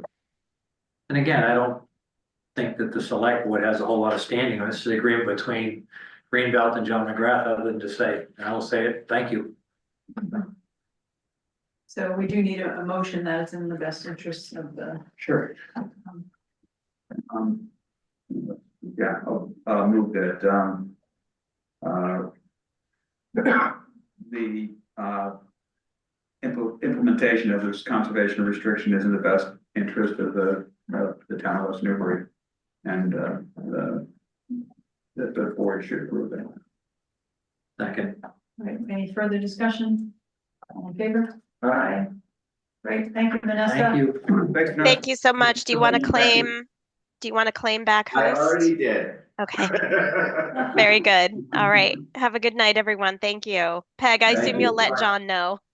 Yeah, thank you to John too. I know he's not here, but yeah. So Thank what, you. Thank you so much. okay, I missed that last part. Oh, and reclaim the host. Oh, On the Zoom. I'm glad you're on top of it, Vanessa. Are we following Vanessa around the house all night? All right, the next item, Peg already alluded to, is a request to accept the Sunrise Dairy sign. It's out in the hallway as a gift to the town of West Newbury.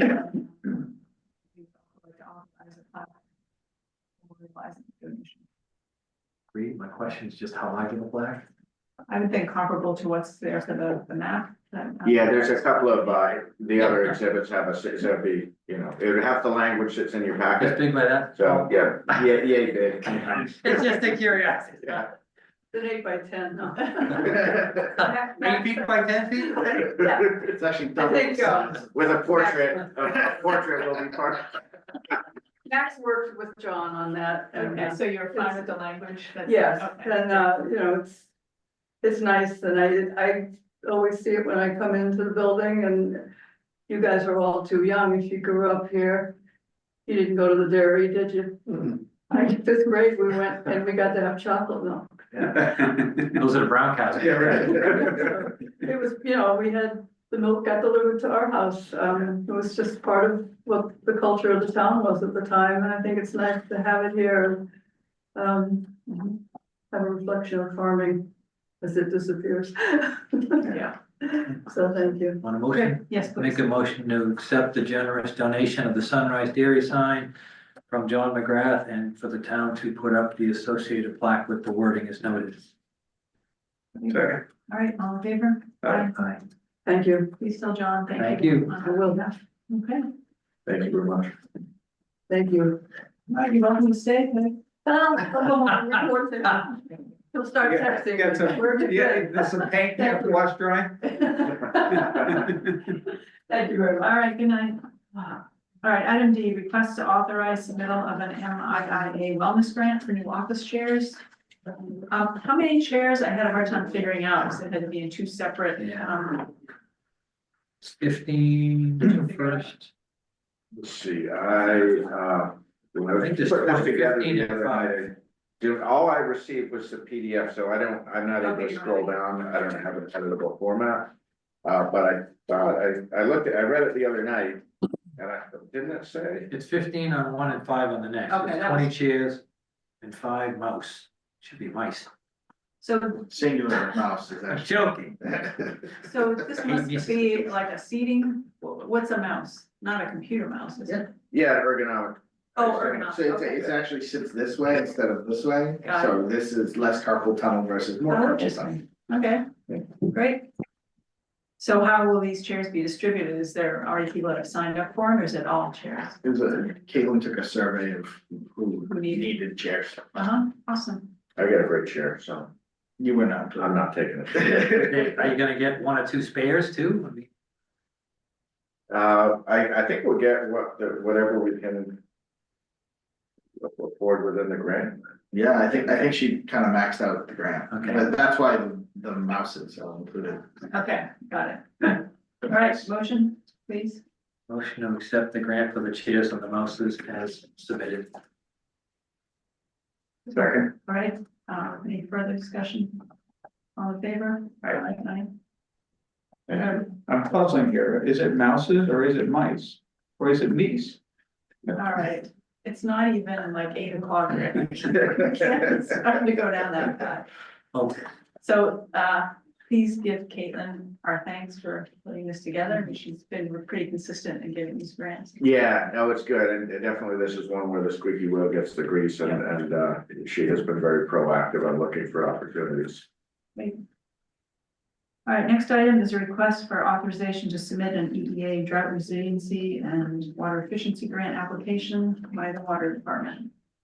So this is a general background document this is- Yeah, and Mark had sent an email yesterday with Yeah. fleshing out what they'd be applying for. Any questions or comments on this? No, from you? It's a pretty quick time frame. Yeah, it is, yeah, it's due in, I think in about a week. Is there And any? then it's awarded at the end of February and then they have to have it completed by the end of June. Yeah, So they have not a ton of extra time. Right. Are there any grant administration? No, I know, I met with Mark and I was glad it's a kind of a purchase of things that get delivered and paid for. It's not a services grant where you're managing a vendor or anything, so it'll be, really minimal overhead. Once we have, if we receive the grant, once we actually get the contract, we would go ahead and place the order. Order everything and then just submit documentation of the state on the back end, any of the receipts for purchase, so it really won't be any kind of time impact. Okay, great. Any motion? Sure, motion that we, approve the water department submitting the, grant application for the EEA drought resiliency and water efficiency.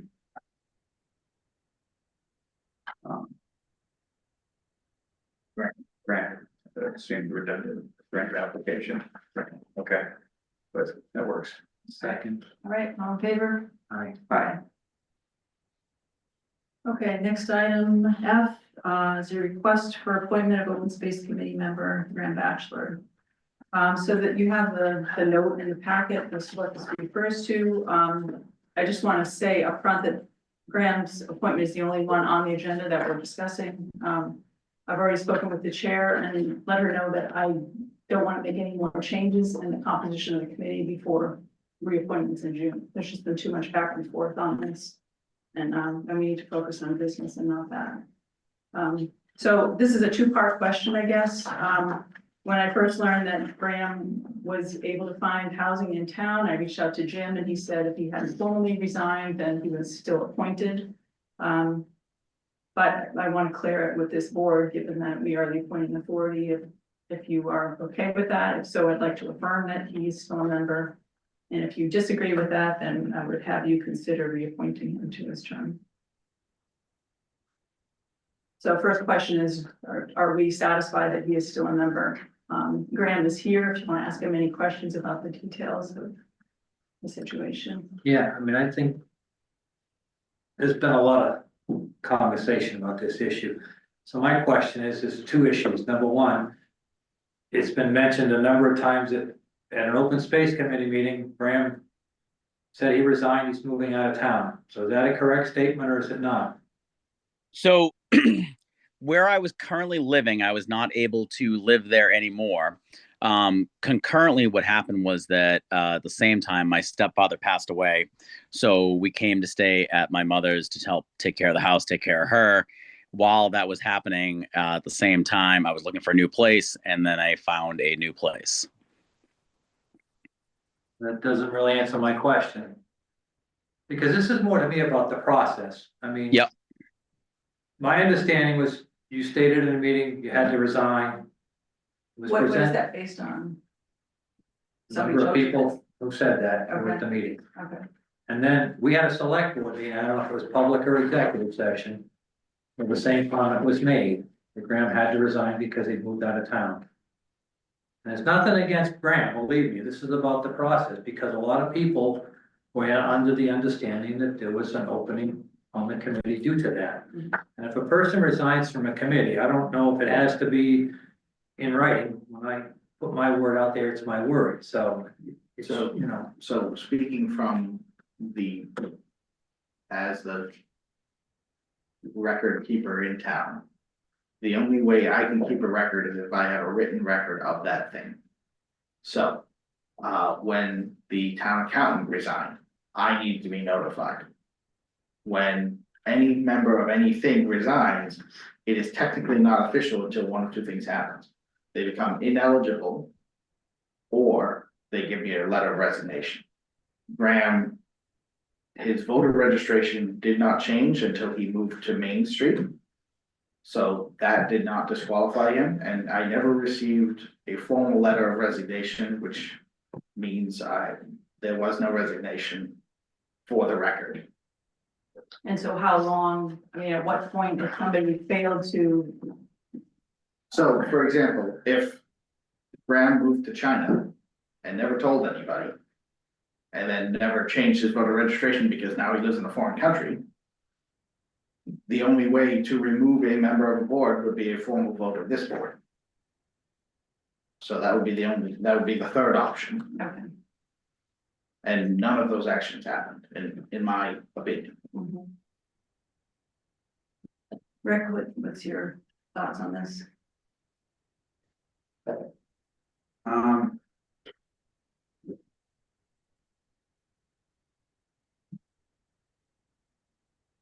I followed Jim's reasoning from, boy, it's messy.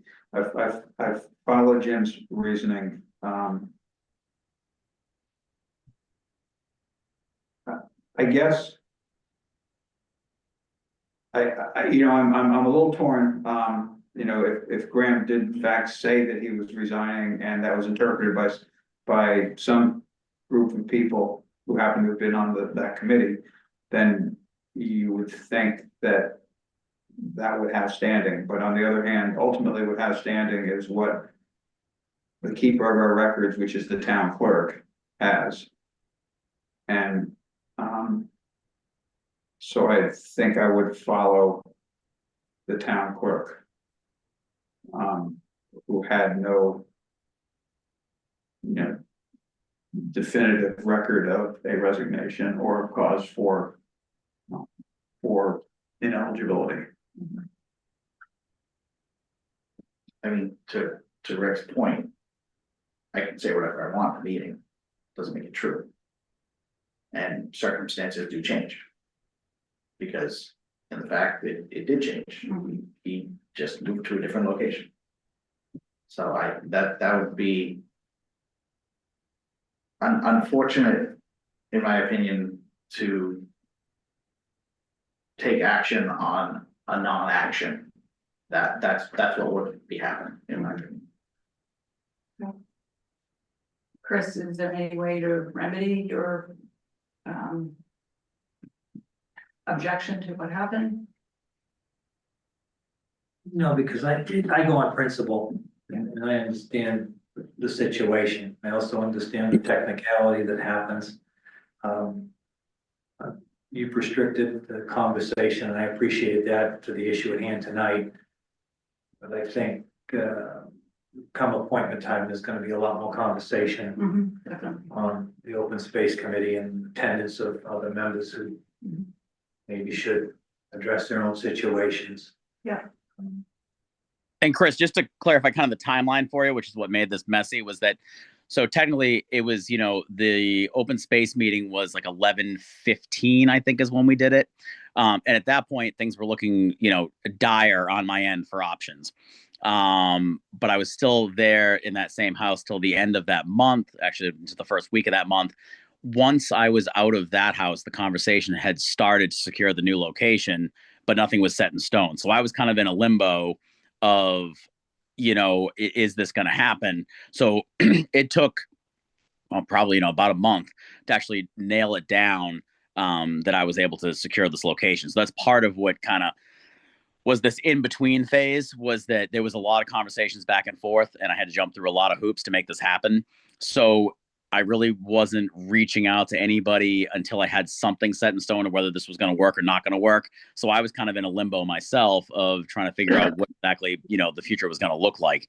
And so I was kind of just in this, you know, 1 foot, you know, that I had secured something, 1 foot of I don't know. And that's essentially the why this kind of, you know, was, I guess, messier than it could have been.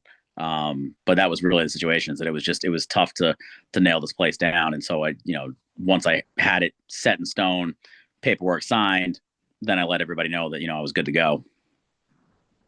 Okay. Yeah, but that's my frustration, is that, and I'm not gonna put words in your mouth, so I'll use my words and you can then say I'm wrong. You basically knew you had to resign because of your situation. And then, in essence, you should be off, and not you particularly, but anybody should be off the committee at that point. And then you don't have the right to then come back and say, I've reappeared and I'm here, you know? Well, I will say the understanding all along was that he was trying to find housing in West Newbury. It wasn't that he moved and then changed his mind. I mean, the timing just didn't work out to make a seamless transition from one place to the other. I know, I'm gonna see it different. I Okay. apologize. I tried to be quick. It took me 30 days. I was quick. I was as fast as I could go. You know, I was hustling as fast as I could, and, you know, and honestly, you know, I was ready, you know, day one to sign on the new place, and they were just slow. And that was part of the struggle that I had. So, you know, I knew that this was a good possibility. They wanted a lot of information. So I had to keep providing information, and it was a slow response on a lot of stuff and just took some time. So, you know, and I tried to be upfront about, you know, this is what I'm working on and stuff. So, yeah. Hence, Yeah, you know, yeah. All right, thanks, Graham. Do we need to do anything formal? In my interpretation, I would say no. Excuse me, may I? I'm not ask her to contribute 2 facts here. Jean, it's really not a matter. It changed to this, as a member of the Open Space Committee, I was there when we all signed a card I'm gonna give you. for his resignation. Yeah, And there have been several people since December, when we didn't know he was coming back, that have advocated for my taking that full position after I was demoted in June Okay. because of a false story that Graham okay, that's enough. made. That's enough. I said we're not discussing anybody else's. Those are facts of the context of this.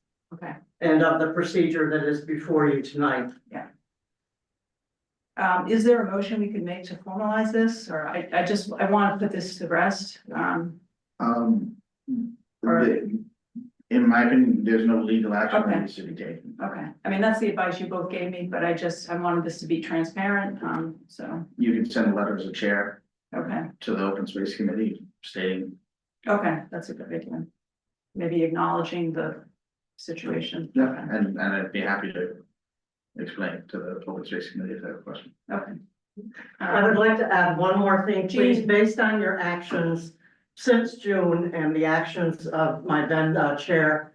I am now, after 30 years of dedicated service to the Open Space Committee, I am resigning because there's a larger story going on here. There are protected species and things just are not being done transparently. Okay. I regrettably resign.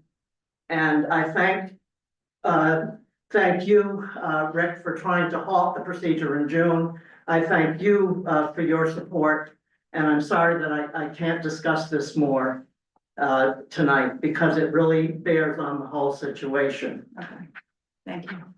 I am here for my last Open Space Committee duty, so I will sit through a few more items until the 61 A business comes up, but Okay, it has been a very difficult time for me since June, based on what has been done here without even talking to me first. all right, we're gonna move on now to item G, request for endorsement of RFP for town audit services.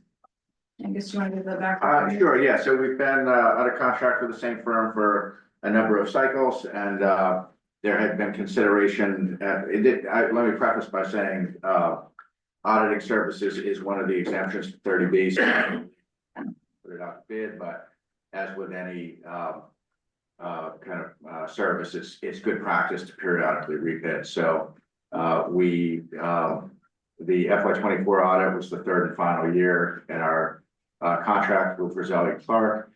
So I had spoken with Tony some time ago to let him know that once that work was complete, we would be initiating a bid process, which he not only completely understood, but fully endorsed. That's just good practice. So Jenny, I have known for some time we were going to do that. She'd done a good bit of research, pulling other town samples. And while what you see may seem like kind of a boilerplate thing, it's really actually not. I mean, it's part of it, but there's, she and I both gave it a close read. There were a couple of rounds of revisions between us. We think it's a very good document. And so we think it's ready to go, but obviously the select board's the appointing authority for auditing services under the Town Manager Act. So we wouldn't intend to initiate that process without your formal approval of that action. And as you can see on page 6, page 117 of the packet, there's a sentence highlighted saying the board has endorsed this RFP and authorized the chief procurement officer to manage the procurement process. And the board has established an advisory committee comprised of 1 member of the select board and 2 members of the finance committee to evaluate responses received and provide its recommendation to select board. Those are really there for discussion. That was, so I would look to the board to either amend or endorse the RFP to authorize the chief procurement officer to manage the process. And then in terms of advisory committee, you could do that, or if you preferred, you could just have the board consider all responses. Either way is, or something else you might think of. Okay. I would say it would not be typical or recommended for either me or Jenny or Caitlin to be part of the screening process because we are audited. So it really ought to be either the board or, I put this together just since your agendas are so full.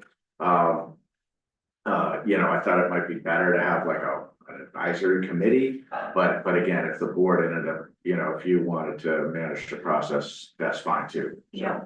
Well, any thoughts from either of you on this? I personally know so little about it. It does provide the option for FinCom members, and I would think Rob would be a pretty good choice to have assisting with that. Do we want to put it to FinCom at our next meeting and see? There's not a huge urgency. In fact, the timing that Jenny had advised me some time ago was that we maybe issue this in March. We went far enough ahead of, the end of the fiscal year. But the fact is, a lot of the auditing firms are, so busy that we want to allow plenty of time so that we get responses. There's very few active auditing firms. There's been a lot of consolidation of, firms acquiring other firms. And so there's not a whole lot of firms that provide audit services to small towns. So, once we do issue this, we want to allow plenty of time for a response and plenty of time for the selection process, so we can get someone under contract well ahead of the fiscal year. So So that's but what I guess my the point fiscal is, year it has to align with the fiscal year. it would be a problem if it did. Yeah, Okay. yeah. So while it's not hugely time sensitive, this could slide, 2 or 3 weeks, and that would be no problem at all. I wouldn't want to slide past that, but if you wanted to have FinCom involved in like designating members of the advisory committee, you could do that. So is there a way we can decide today that will allow you to go forward and still preserve our options for? Well, the next meeting, 2 weeks from tonight, is a joint meeting. Yeah. So this could be on, and we could issue it the next day, and that would be Okay. totally fine. We would Alright. still be kind of ahead of the timeline that Jenny had sketched out anyway. Any other points for discussion in here from either of you? Yeah, Angus sort of touched on it, but my question would be, you anticipating a lot of responses to this, or is it gonna be Roselli again? I mean. Well, there's definitely there's at least one other firm that provides these services to a number of other communities in this region. So I would think we'd have 2 or more options. I hope we have more than that, but I would think we'd have at least two vendors responding. What do we currently pay for the contract? Well, that's the other thing is obviously we budget for this. It's a separate line item in the annual operating budget, and each year for the last however long I've been here, we've always had a contracted price. So we've been able to go into the annual budgeting with a known amount. This year we won't know the amount. So Jenny and I are working on preparing the finance department budget.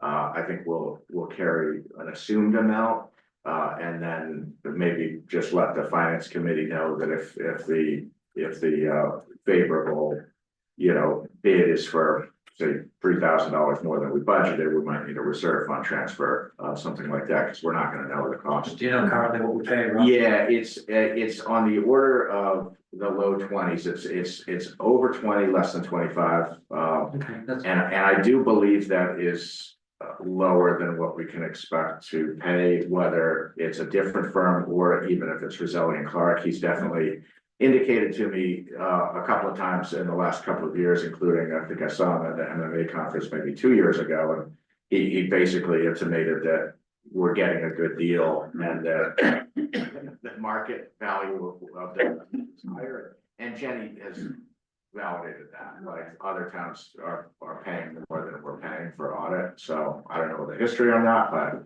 I think we can expect some noticeable increase in cost.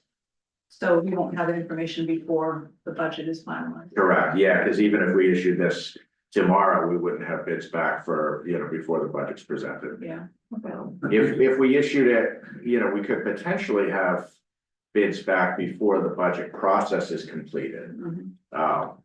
We could time it that way. But could you have a reserve account for anticipated overs like we do with some of the salary? Yeah, we could, or we could carry, additional monies within the finance department expense budget. That way it wouldn't need a line item transfer, but depending, if this was issued, let's say on February 7th, I don't think it's out of the question. We could have, in fact, I think the normal course of things, we'd probably have responses back 4 weeks later. And so we would still have we would have numbers within the budget process. We might not have selected a vendor, but we'd at least know what the market is. Okay. Any other questions on the document? Just while we're on the topic of audit, as I think everyone knows, auditors have been in early September, completed all the work, so that the work has been done for several months. We still haven't received the final audit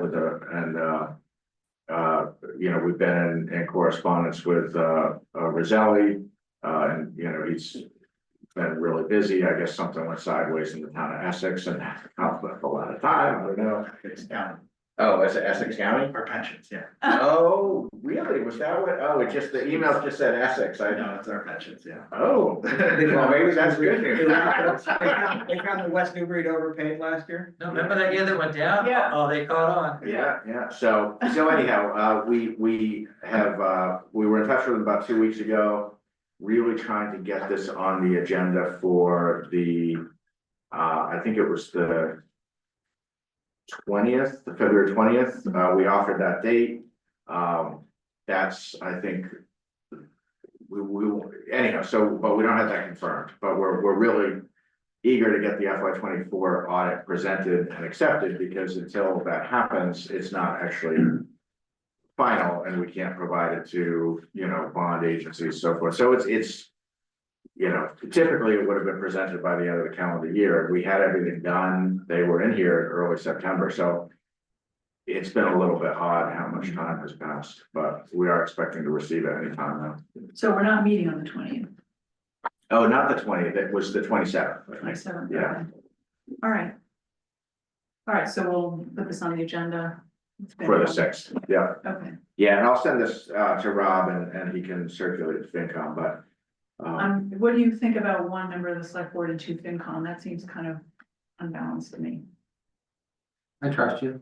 I was just thinking because of quorum Yeah. issues, but it could be, you could have 2 and 5. I don't see any downside to posting interviews with the auditing firms anyway. Yeah. So there's really no, there's more just trying to be respectful of your time, because I know this board, we all put in a lot of time. So. Rick, what's that smirk for? I didn't realize I was smirking. Oh. Maybe I should have been.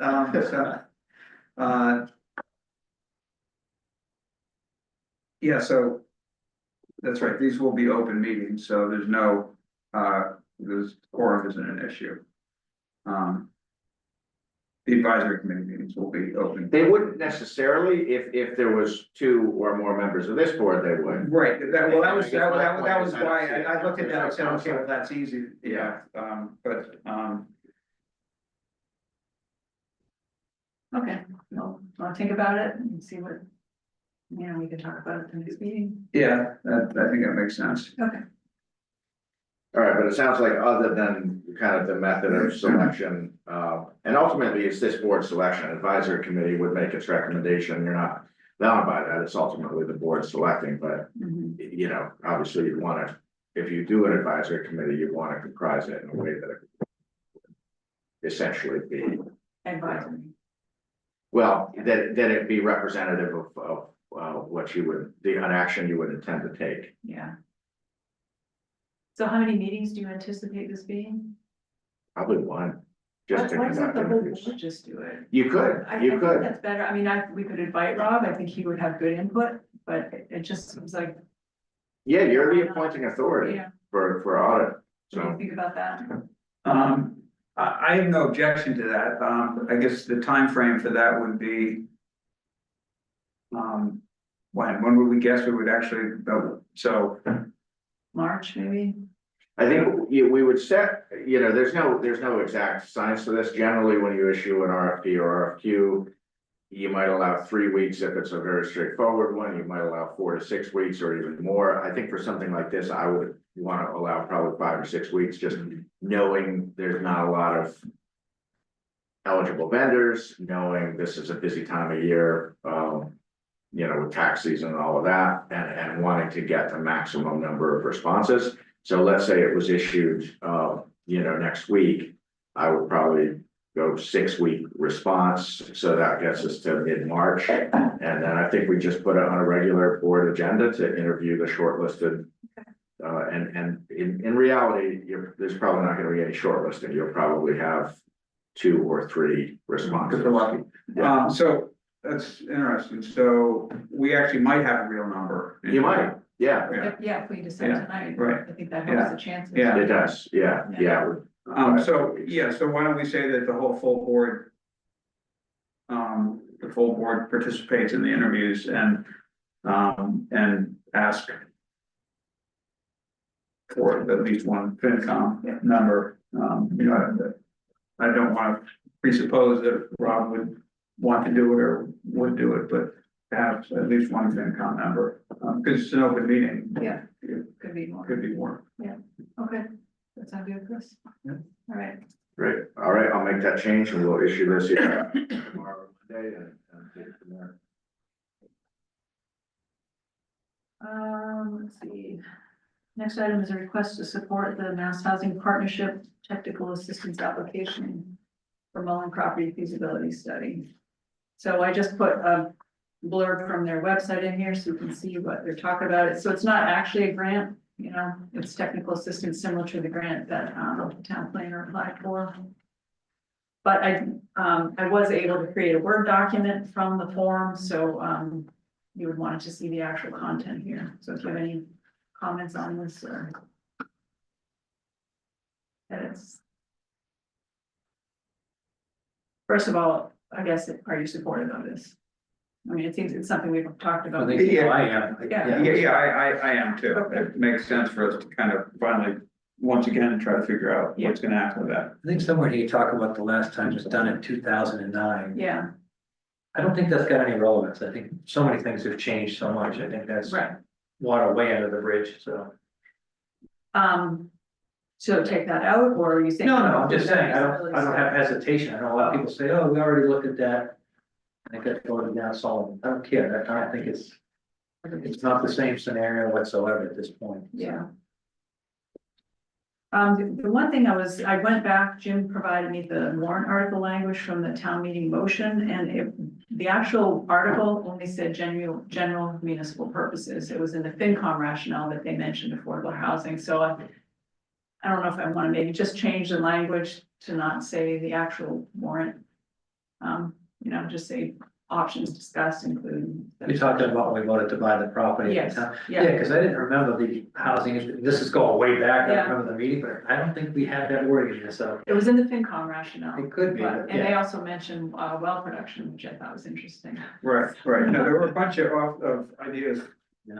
bandied about, and then, my recollection is that, one of the last words in the discussion at town meeting was by a developer who used to live in town, whose name I won't mention, who insisted that it was, if we didn't do it, it was going to be purchased and bought by somebody and be developed heavily.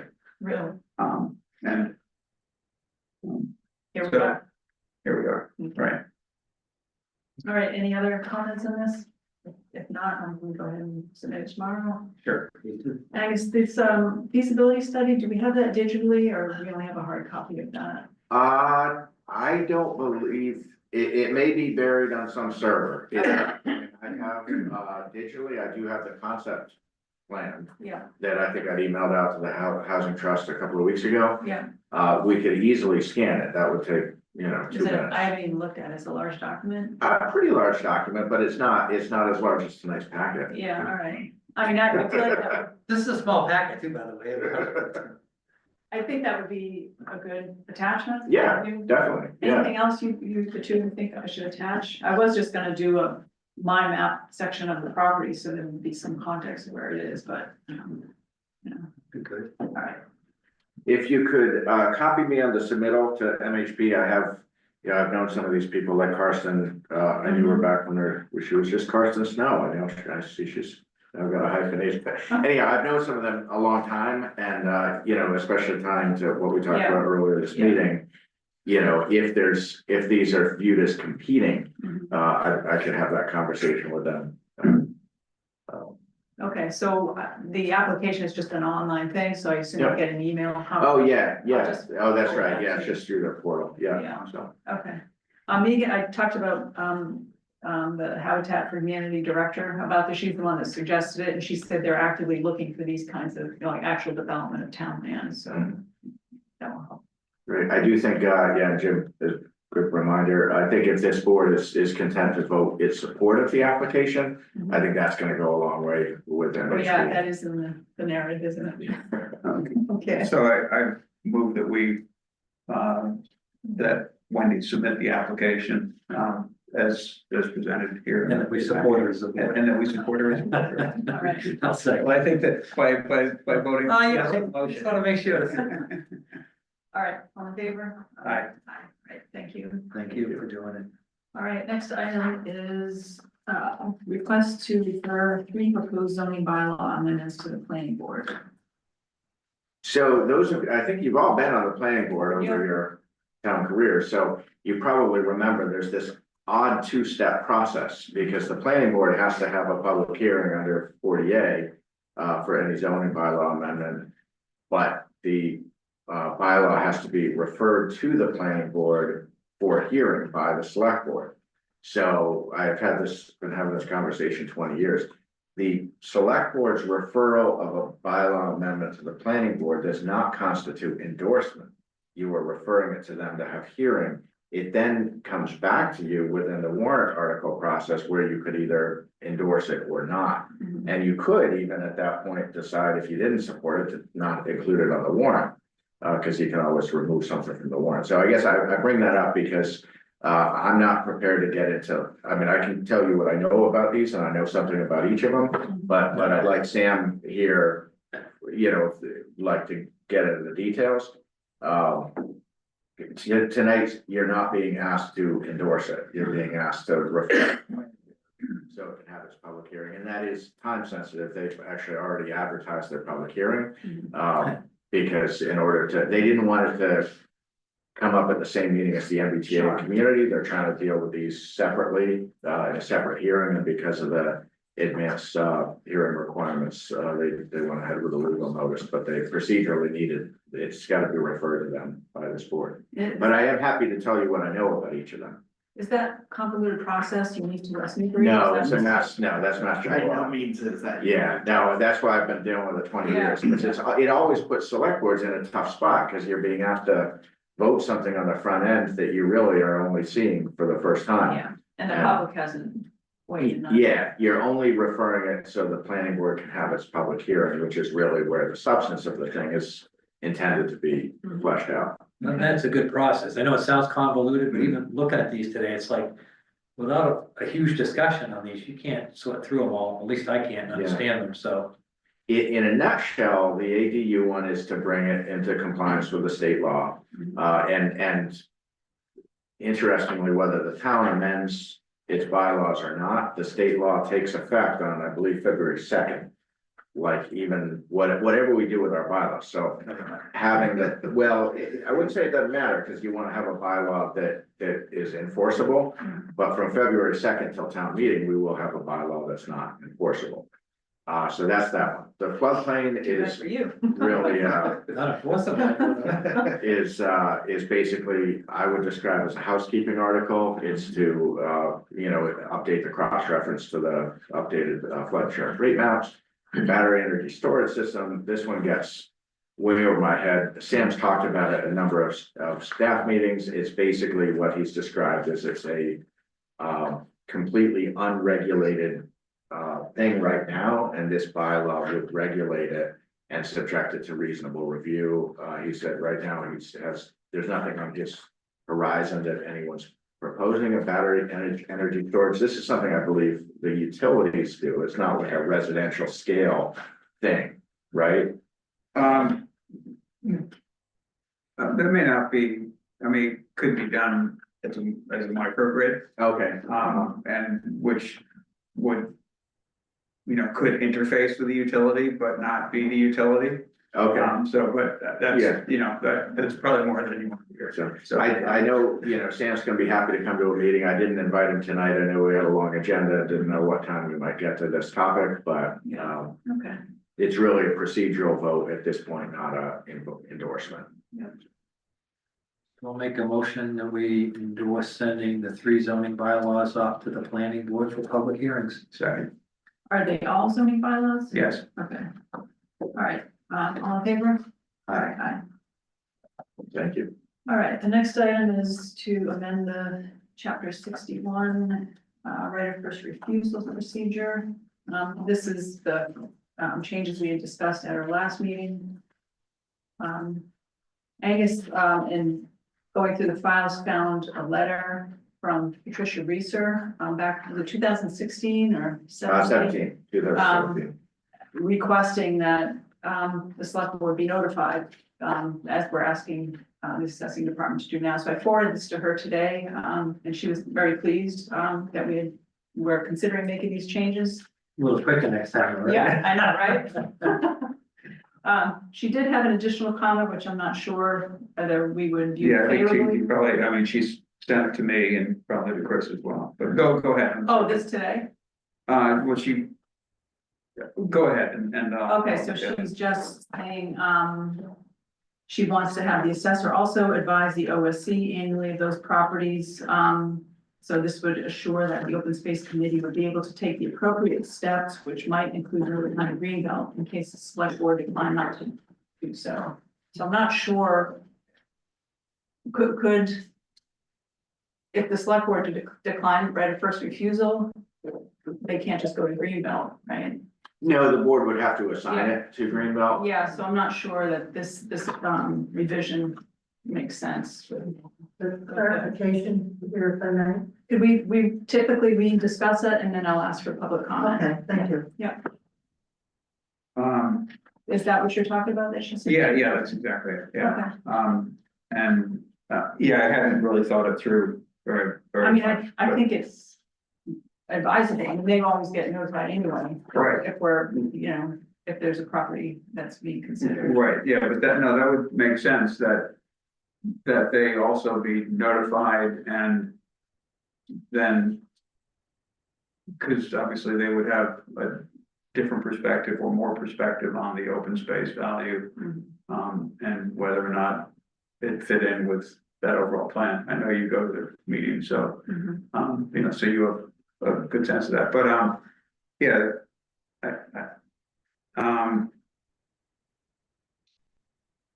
It would require the select board then taking action based on request by the open space committee in order to, as Angus said, in order to assign the right of first refusal to another entity.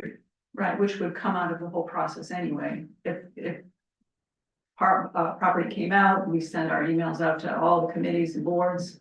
They would come back to us and say they think we should do it and, Right. should partner with Greenbelt. So it's kind of already embedded in the process, but, But I guess what would happen is that if it was simply not, if they didn't continue with 61A, it would not, they wouldn't have changed use, but it would put Greenbelt on notice that they need to go into overdrive and if they were interested in the property and trying to engage the owner. yeah. Yeah. What are your thoughts, Chris? Did we not have something on Middle Street on the agenda tonight? Executive session.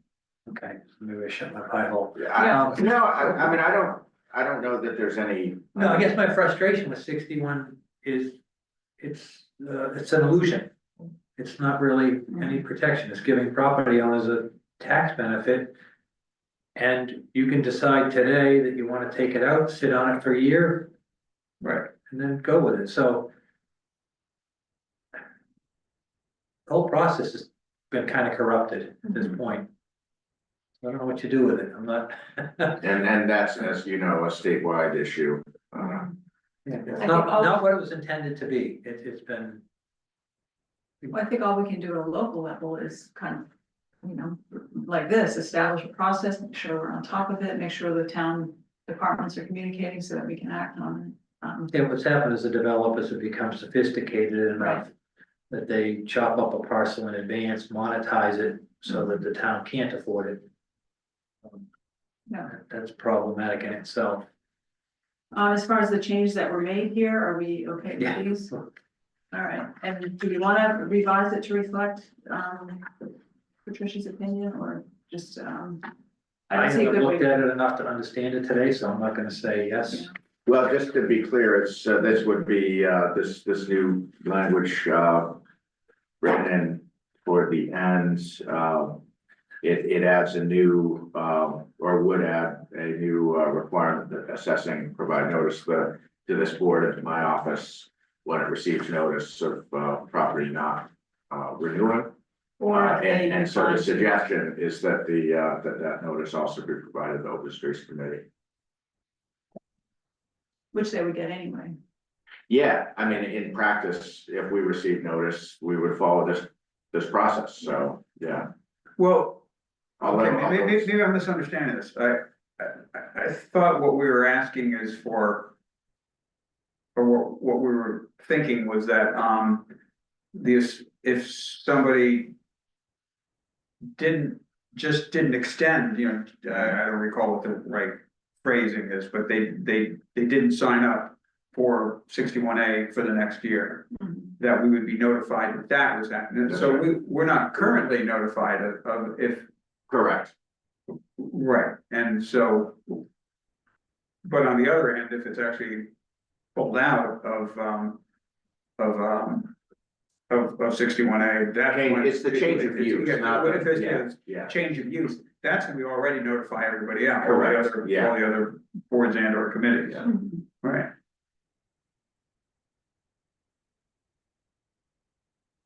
What page is this on again? I think it was sandwiched between. Page 159 of the packet. 159. I have it, yes. Okay, what was your comment or clarification? Well, what I wanted to say was, and Patricia had asked me to come here to underscore what she had already conveyed to you, that, what comes out of, or excuse me, if someone does not, give a renewal of that, we want to know that, because then we know that, this, parcel may be something that we want to look at more closely.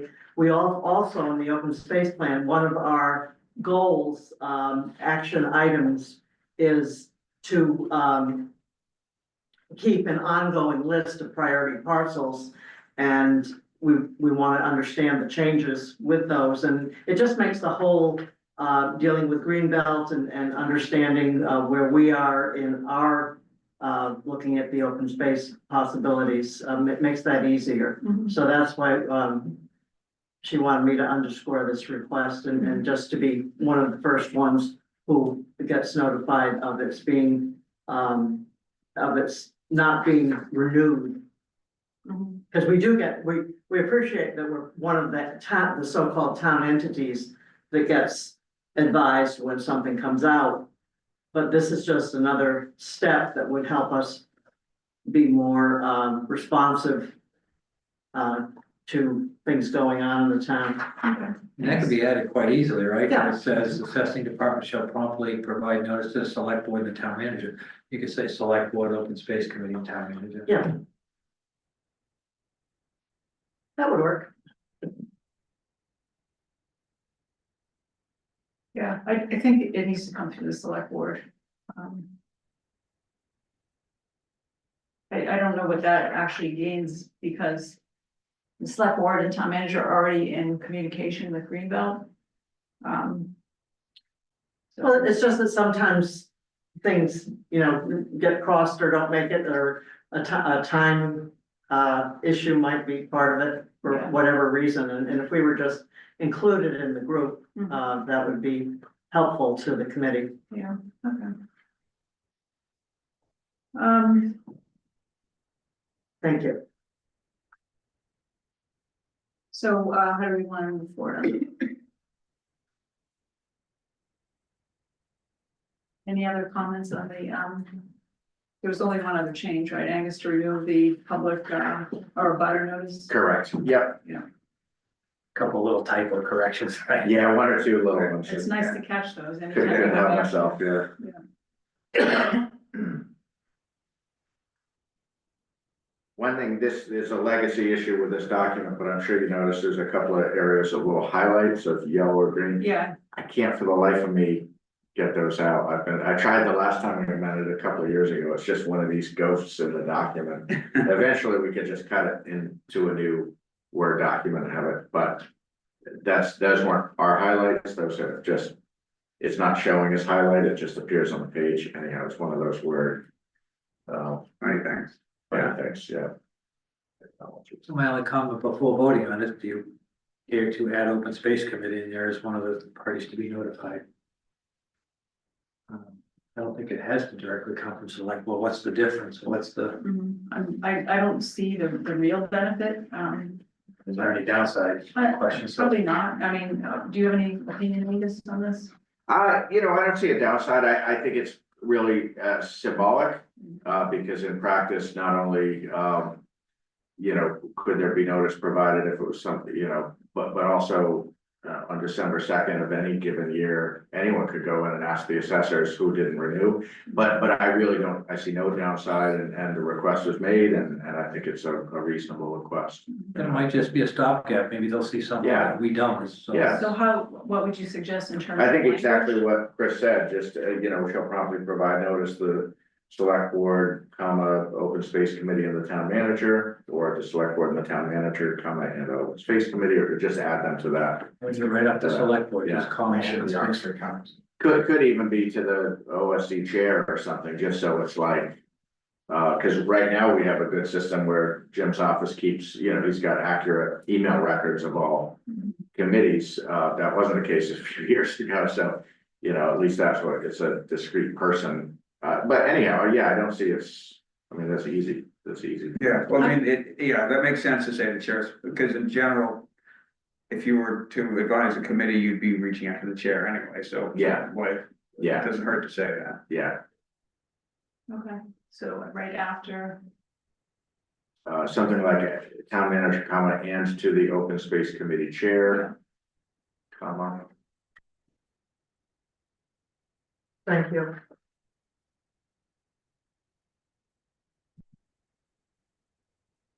right, so, Make a motion Yeah. to accept the modifications to the chapter 61 review process as noted about the open space chair being notified. Second. all in favor? Aye. Thanks for pulling this together so quickly. Yeah, it's easy. Well, but it's one more thing. so- Yeah, it's just, Don't say it's easy, let's show you more. Thanks, Jean. Thank you. So then so this is done then, so, Yeah, so we'll just, I'll send Jim a clean copy. He keeps all the kind of official records on bylaws, policies and so forth. We have a shared server for that, and either he or Max will post to the website, probably Monday. I doubt it'll get done tomorrow with everything else going on, but. And, so we'll just, we post to the website, and then, I think for good practice, once it's posted, then send a link out to all of the town entities listed, so they all are aware that it's, slightly revised. And just for the board's edification, I did talk to Christian, they were totally fine with this language. It's an easy thing for them to do, so. great. Okay, next item is the, cable, let's see. Request to designate a town negotiating team for the Verizon cable license renewal. All right, if I could, kind of point of personal privilege, my daughter's actually in my office. My wife had to go up to deal with a family health issue, so Yeah. if we could take like a 3-minute recess. I just. Perfect, because I want to go to the bathroom anyway. Do you need more time than that? You wanna go? My wife's been texting me, keeping me. No, why don't you apprised. take a few minutes to share. Okay, yeah, so If she I'll wants. just mute it, and Adam will be, will. I was just gonna ask there you Jim go. what the proper. Motion to recess. Great, Until. Second. yeah, So call the chair. call the chair. Ha! Maybe I'll have some dinner. All in favor? Why didn't you be back around 9:30?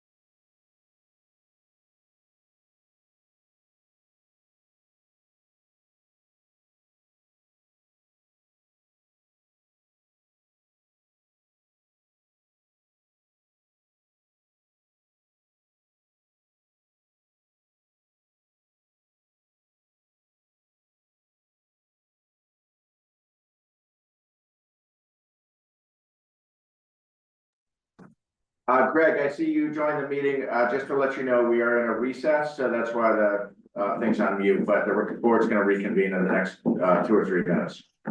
Great, thank you. I hope I didn't miss anything. No, you sure didn't. All right.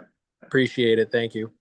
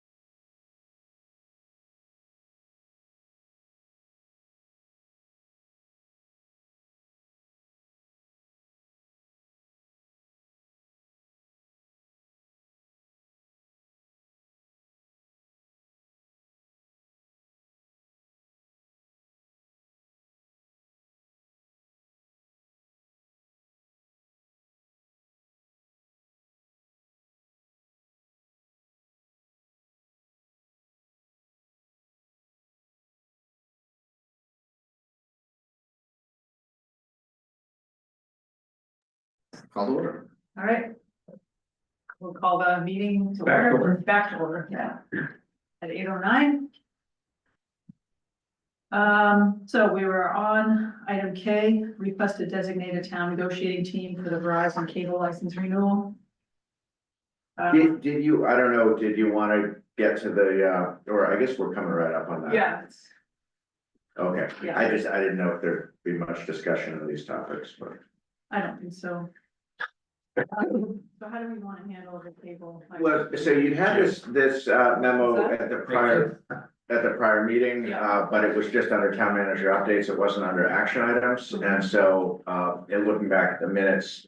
You hadn't actually taken an action on that, nor had you been specifically asked to that night, but, Cable Advisory Committee, did meet last week, and I think it would be good for the board to, formalize how you want to engage with the cable providers. My suggestion was the town clerk working with town council. That's just my suggestion. You can do, whatever you like, but I would like to get that whomever is gonna be the negotiating entity, so that they can start engaging directly with Verizon. And then how do you foresee the cable advisory committee? What role would they have? Well, so we had called on them to basically provide, financial projections. That was the advice we got from town council back in December, is that each of these negotiations is really specific to the town. It's not, it doesn't matter what Haverhill's doing or what Ipswich is doing or what Cambridge is doing. It's really about what your local needs are. And so we felt that a cable advisory committee would be best positioned to articulate, what the financial needs are, and then to use that to support a request we may make for, the PEG fees. So that request has been submitted. They provided some input today. That'll be, I believe, on 2 weeks from tonight. So tonight's not to get into substantive, No, I'm just ask asking for, but what the dynamic. but I would think their role would be to advise on what they see, which is ultimately up to this board. This board has oversight of the PEG fees. Yeah, but then once you have like a negotiating posture, then I think you'd start meeting with Verizon or whomever their negotiating entity would be. I do think it's worth having some dialogue with the cable advisory committee, just to make sure what they're asking for is what we agree is, Yeah, interest of the definitely. town, yeah. So, Yeah. okay. But he does say that in his thing, if you have the town clerk, town council, input from cable advisory. Yeah, there was some interest that they wanted to have a seat at the table, and I don't think that that's what we're discussing. No. Right, yeah, okay. No, the other thing it talks about, the funding and how it gets expended. Do we need to address that further, it says? Well, so and Jim was on this call we had with Attorney Hewig last month. He was really emphatic that the board is, I even put it in bold in my notes, which I never do, but he really wanted to emphasize the point, because he said in a lot of towns, there's a perception that the cable advisory committee oversees, and he was really clear that unless the select board delegates its authority, it's up to the board how those funds are used. So I was thinking about it further, that last couple of years, we've had the article on the Springtown meeting to reauthorize the PEG funds.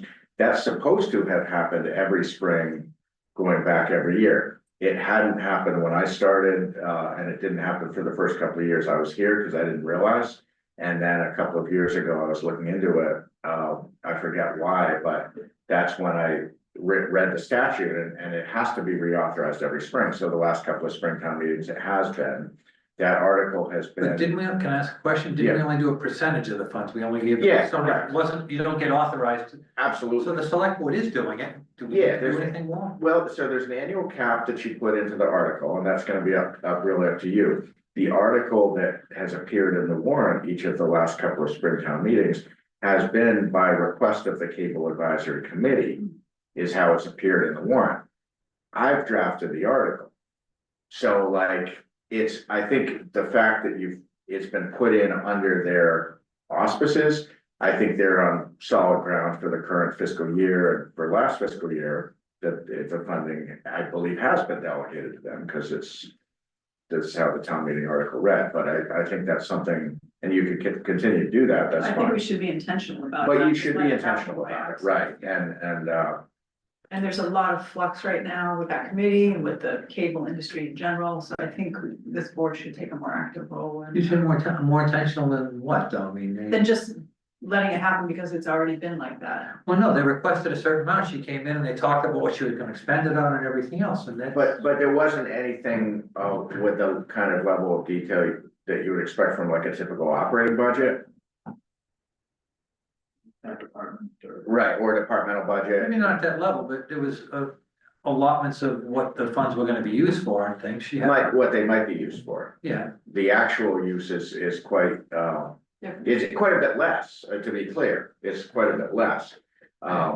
So, yeah, I think it would, But it's are you gonna, talking about a formal designation of authority to the cable advisory committee? it seems like, that's kind of what Attorney Hewitt was saying. Yeah, that that's the- how I read it. Right. Yeah. I mean, I think, you know, given we're all still kind of learning about this, I think, you know, I would look at the fact the town meeting article was kind of under their auspices as a reasonable, you know, indication that for the current fiscal year, like, I'm content to continue to look to them to sign off on the invoices. But I think where he made that point so strongly is something this board should be intentional about and should really, to whatever standard you want to, look to how those funds are spent, and it's really ultimately up to you, because I remember I looked at this a number of years ago. Because I was kind of curious, why we were going to this committee for approval of the funds. And I had reread the license agreements, and there's nothing in either of the license agreements that says anything other than the board. The board is the party to those agreements, and yeah, so, that's when I found the statute, because I was looking for like ultimately where does the authority rest? And, the statute refers to the board, and that's what Attorney Hewitt has said. I think operationally, I think this board has much bigger fish to fry than like signing off on the routine invoices for like, you know, cable coverage of these meetings, so I don't.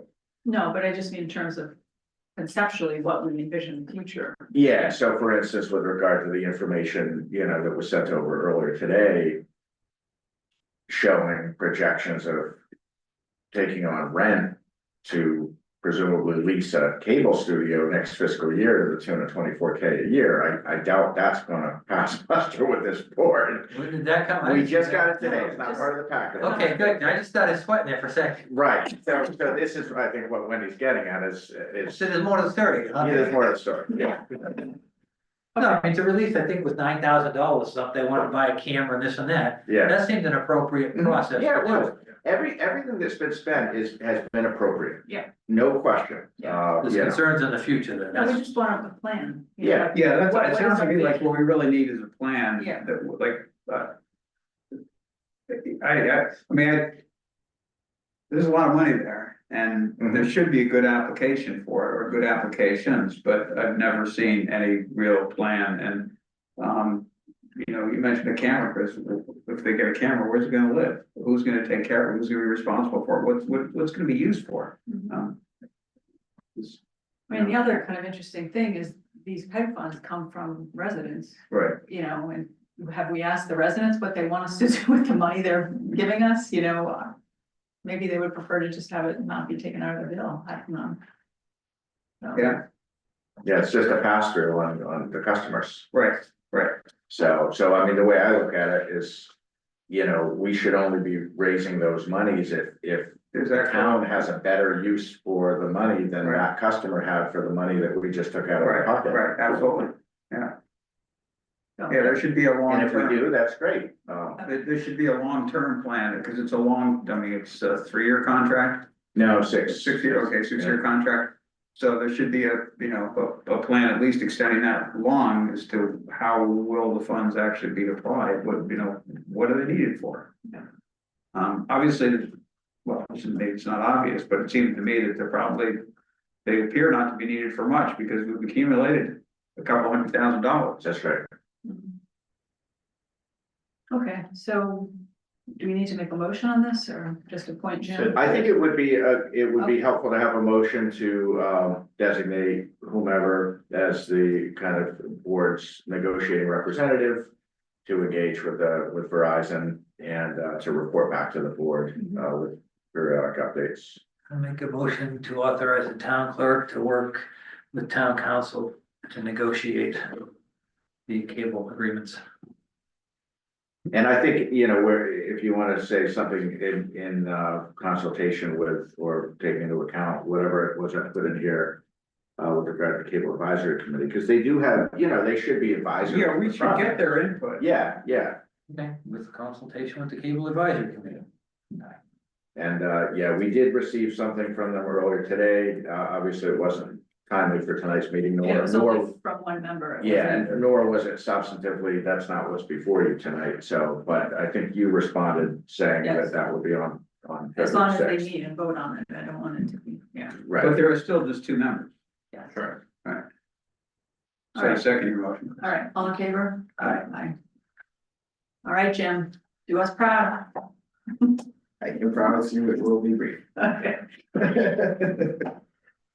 All right, next item, where are we? Designated select board designee to attend NECC working group kickoff January 27th. I nominate Chris. Do all things cool. Rick, I don't mean to take that away from you if you have an interest in. No, that's fine. Quite honestly, yeah, no, I don't. Sure. I'll give you the quite honestly. There's no. It's not a group that I play well with. Well, that's why we left you there. All right, are you okay with that? Are you all right being Angus's +1? If you phrase it like that, it's probably not gonna happen. I figured out if it was a sign we were talking about. you know, Only if it's you- like a wedding invitation. Only if you give me a corsage, Angus. I thought it was odd how they phrased it, like. Oh, I thought that was just you being funny. I No, didn't- no, it was me being, Oh. but in there, you know, it says, Oh, plus should one the town guest. managers Yeah. +1 guest designee of each community. So I'm like, oh, my +1, like I get to be there, but other than that, it's like, Right, so, anyway. okay, great. Next item is minutes. Town manager updates, item E, this is on the cable franchise agreement. It says focus on Verizon being the town's partner after negotiation. I'm not sure that that's correct. I'm gonna strike that line there. Yeah, subsequent meetings with legal counsel have taken place. Regarding upcoming Verizon negotiations.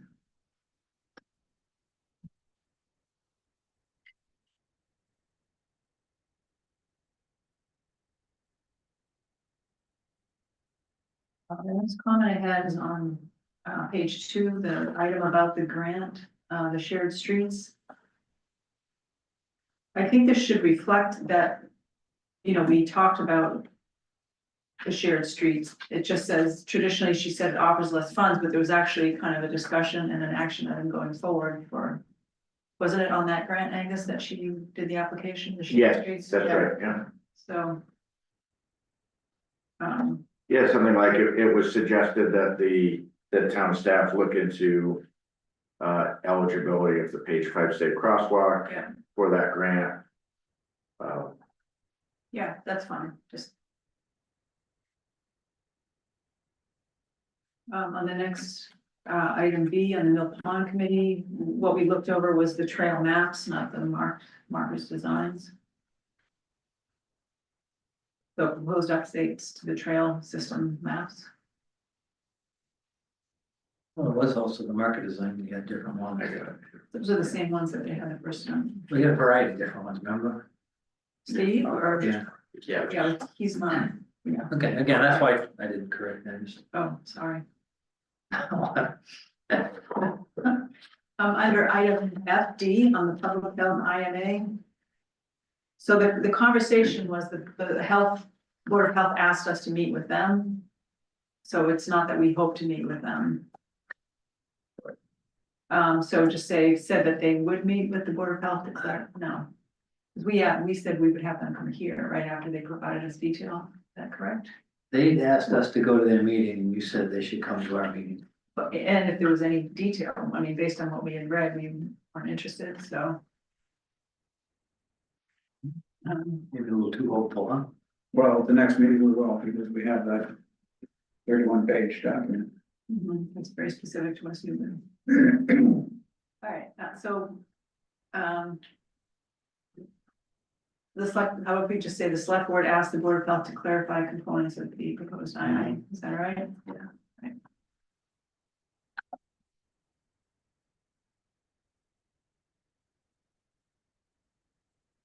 Final question was on the, returning from executive session on the wage schedule.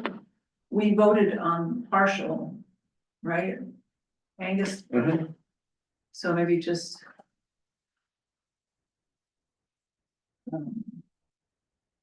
Yeah, I can clarify that. Okay. Yeah, he wouldn't have known that without. All right, any other comments? Right. No. Motion to accept the minutes of December 19th, 2024 is modified. Second. In favor? Aye. Okay.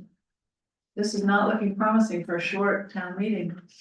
No. Did you want to jump ahead to the archaeological, just, Where are we? I don't want to, because this could. Oh, okay, we're on your agenda. Okay, Yeah. thank you. And what page is that? Not gonna know. 180. 180? Yep. Yeah, sometimes the quickest way to get there is to go back to the start and Yeah. click on it. Frequently.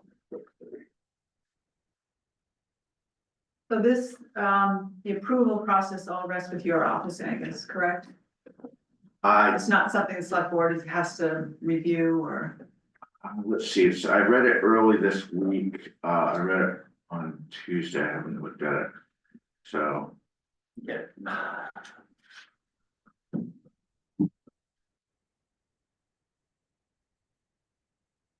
Yeah, I think, the goal, I think, was to make it kind of a staff level based on a clear policy. Yeah. And not have it,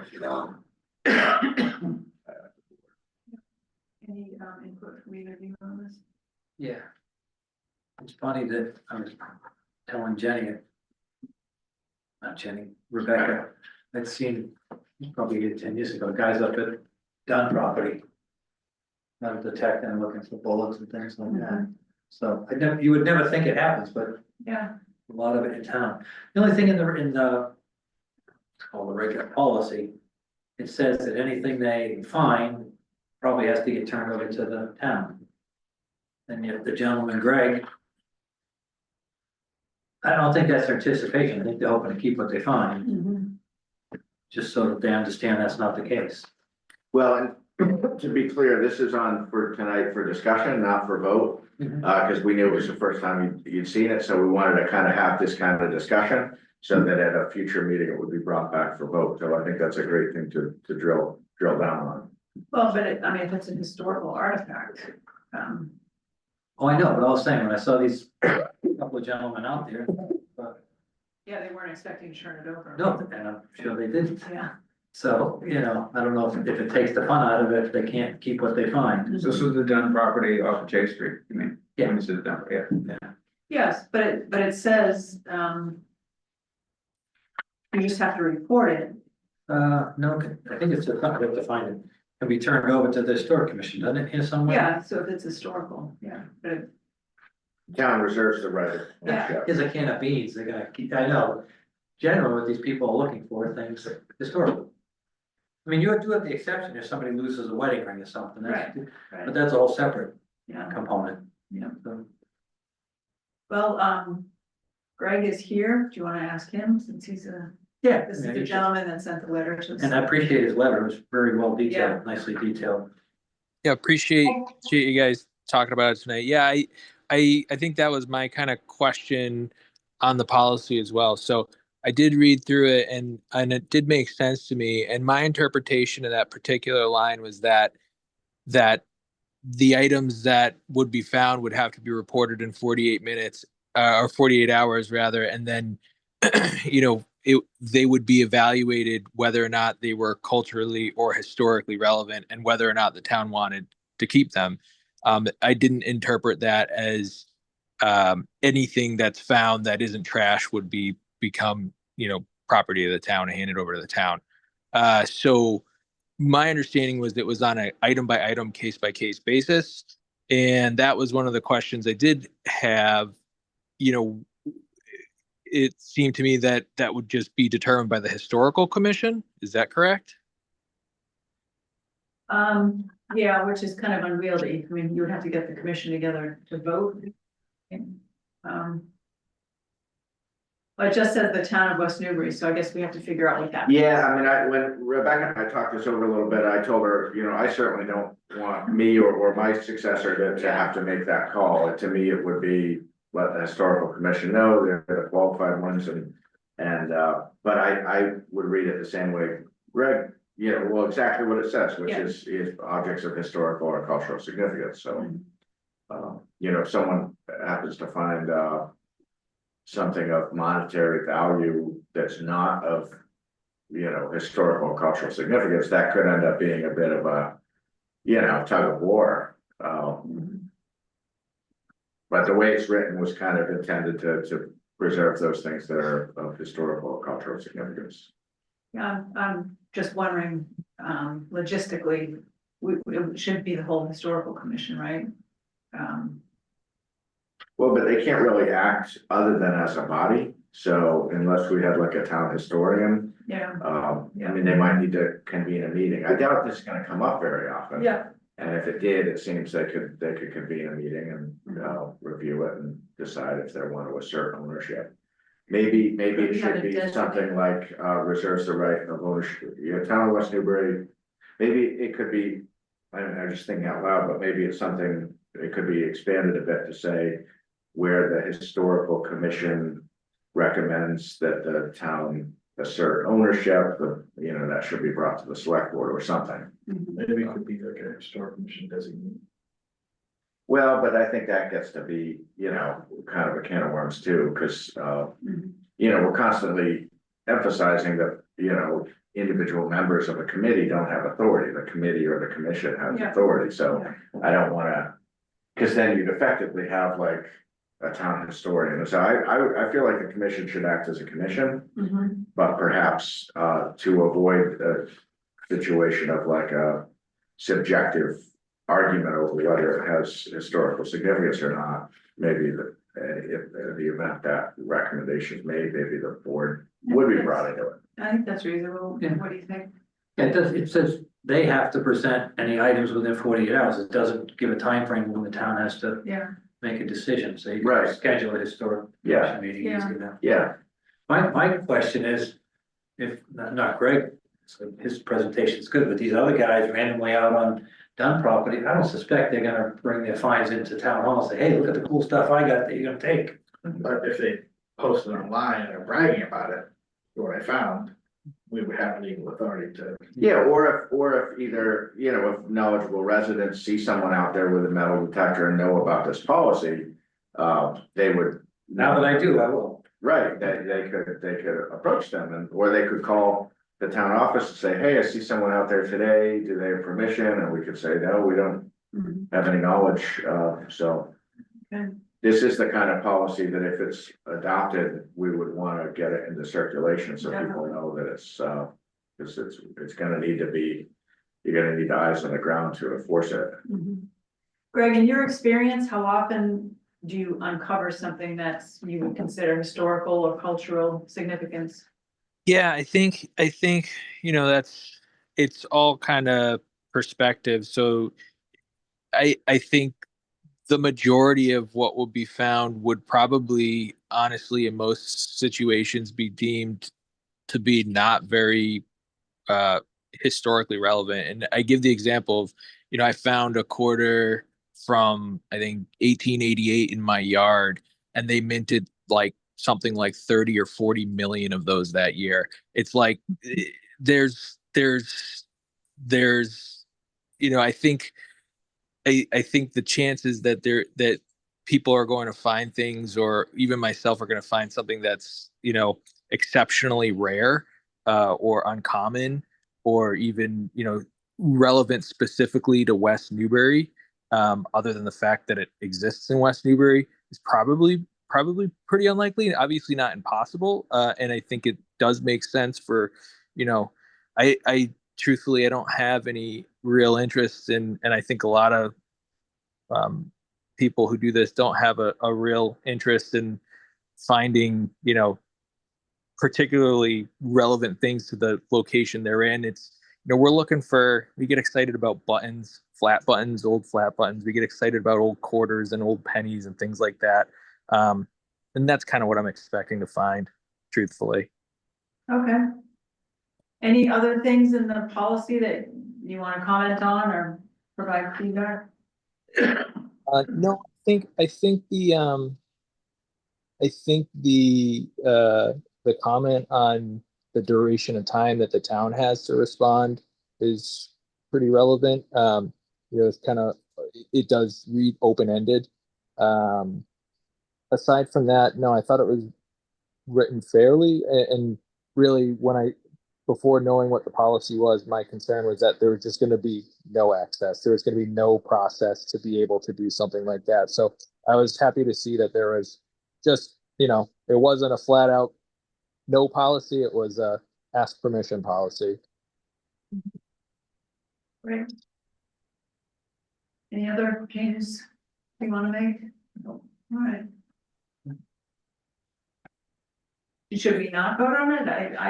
It's not under action items, and I know it's a couple of months out before Greg's looking to do it, so, and I recognize, a lot got thrown at you with this packet, so I think it would be good to, you can digest it, and we just put it on as an action item next time, if that's, just because I would appreciate that. I mean, I just scanned this. I didn't go through this topic thoroughly. Yeah, and I'd like to be able to, add that language about kind of in the event it's gonna be asserted, that it would, just to flesh that out a little bit. All right, sounds good. All right, thank you, Greg. So Greg, I think it would be 2 weeks from tonight, the 6th, it would be on as an action item, and the packet would be posted no later than Tuesday the 4th, or actually it's typically the day before. I send out the packet Tuesday, Wednesday morning, staff makes any redactions and posts it to the web, so it would be posted to the web no later than, typically late morning on the 5th. We're happy to send you a draft anyway, because we know you're interested, so once we have a draft, we'll email that over to you, but the board will be asked to vote something 2 weeks from tonight.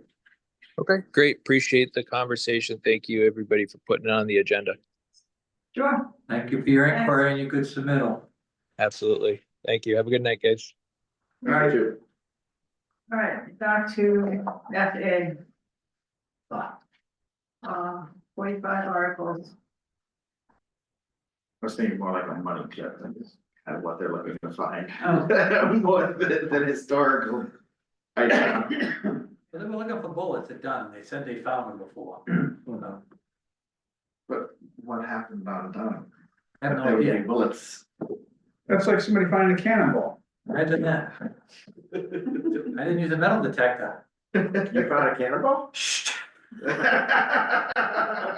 weren't here for the story. Yeah, In the river, right? in the river. One very low tide one time. I walked up in the middle of the river, round rock, I picked it up. It was a stone one, and they're fairly rare. Might have sold it on eBay. All right, it being 8:41, we need to really focus. All right, so this is just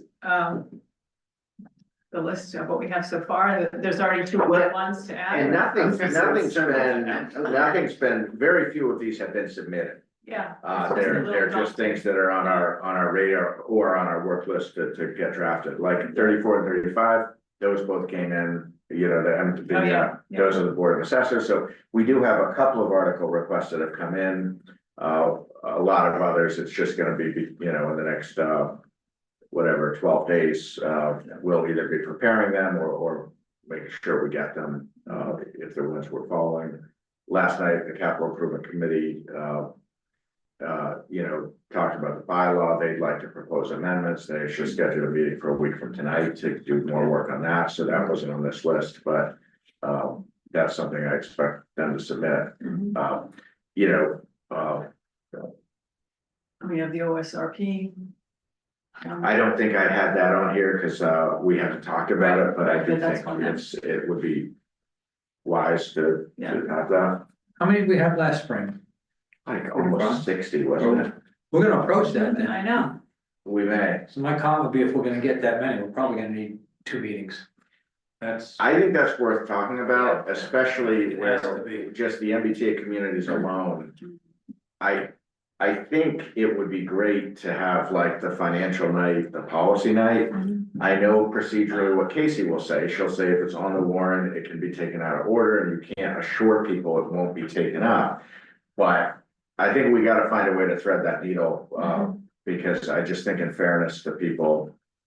Yeah. You know, if it's 11 o'clock at night before we get to MBTA, it's just crazy. People are gonna walk out this year. They had enough last year. Article, let's see, special was 25.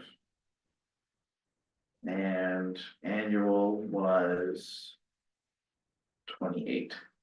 Yeah, so 43, 53. All right, we're ready. We're already over. That was a few of them were winnowed out. If you have 2 separate nights, I know that they can take things out of order, but I think you sort of have to curate it, so you don't have one special interest group for one night who evaporates the next night.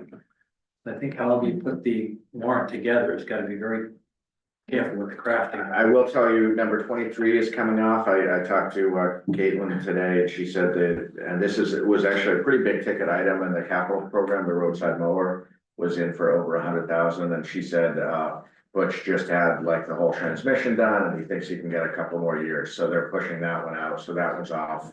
I would have questions on that one anyways, because we just bought a special mower to run off of this other special machine, so. Yeah. Another comment, I almost made with Parks and Rec, make it quick. Robotic mowers have now come into the commercial. We have them at the academy. We should have them here. You're paying a guy and a mower to mow. You can buy these solar powered mowers, you plug them in and they'll mow your whole darn field. So. Are they solar powered? Yeah, they charge off the solar, they go to the station. Oh, okay, all right. So Like a Roomba. I was gonna say the Roomba's for. Well, I've seen the little ones in residential. They actually have big commercial ones now. Wow, I wonder what the liability is like on that. Anyhow, we'll learn more about See my dog disappearing to it? All those cannonballs, they're just gone. I'm not mowing the rivers, come on. All right, any questions or comments on any of these? There were 1 or 2 items that we talked about at staff level. I didn't put on the list because I didn't want to kind of get ahead of you. But I wanted to raise for discussion. One was, there was some talk of whether Whittier ends up being a new school or significant investments.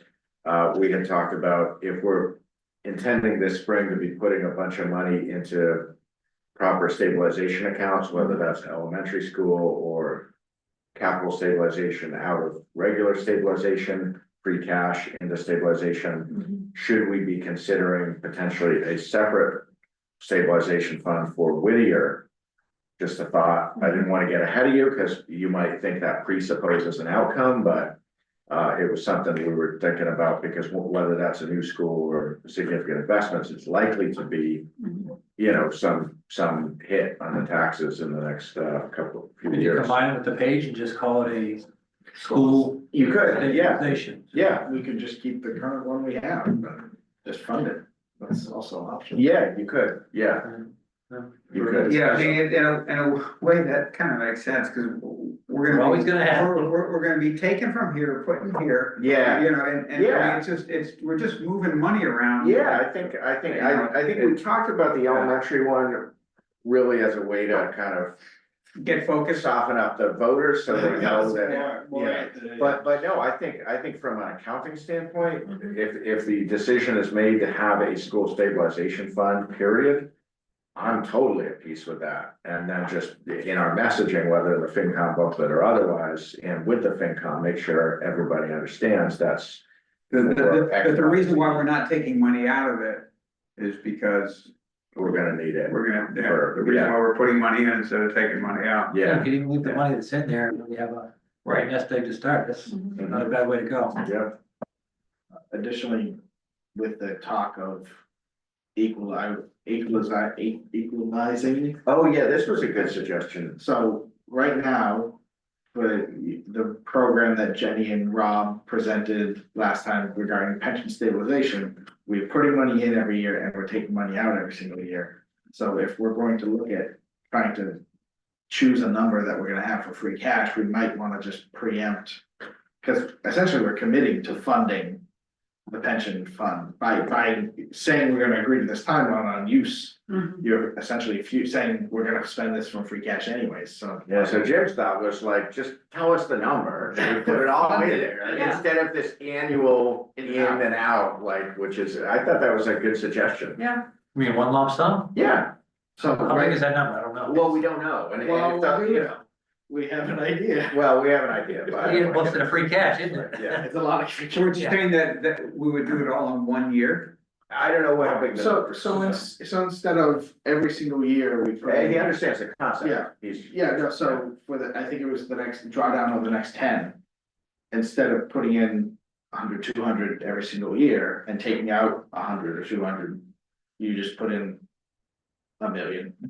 And so like, just an example, it's not gonna be 1 million, but you put in a bigger number as opposed to every single year and having just to. draw off it every Yeah. year we need it. I would say. I mean, this year we got our pension assessment, it was an increase of a little over 8%. So if that, with Rob's model, and Jenny's model, if the idea was to keep it to 2% a year, we would be drawing from that. But we'd also, like you said, be putting money into it so that it's there in the future. It's a little weird. Yeah. So I think it definitely warrants discussion. And there's some math to be done there, because if you, suppose you could pay it all off today, you're saving 8% on that every year, that's a nice little savings, right? You wouldn't be having that obligation. Yeah, I don't think it works that way. I don't know, but if you pay off the obligation, But I think it's all a projected obligation. Yeah, Based on projected rate of return, projected expenses. It's not something I think you can. let Rob and Jenny work on that. Yeah, And with Essex major audit, Yeah. the numbers are probably gonna change regardless of what we presuppose it's going to be now. Yeah. You wanna take odds on whether they go up or down?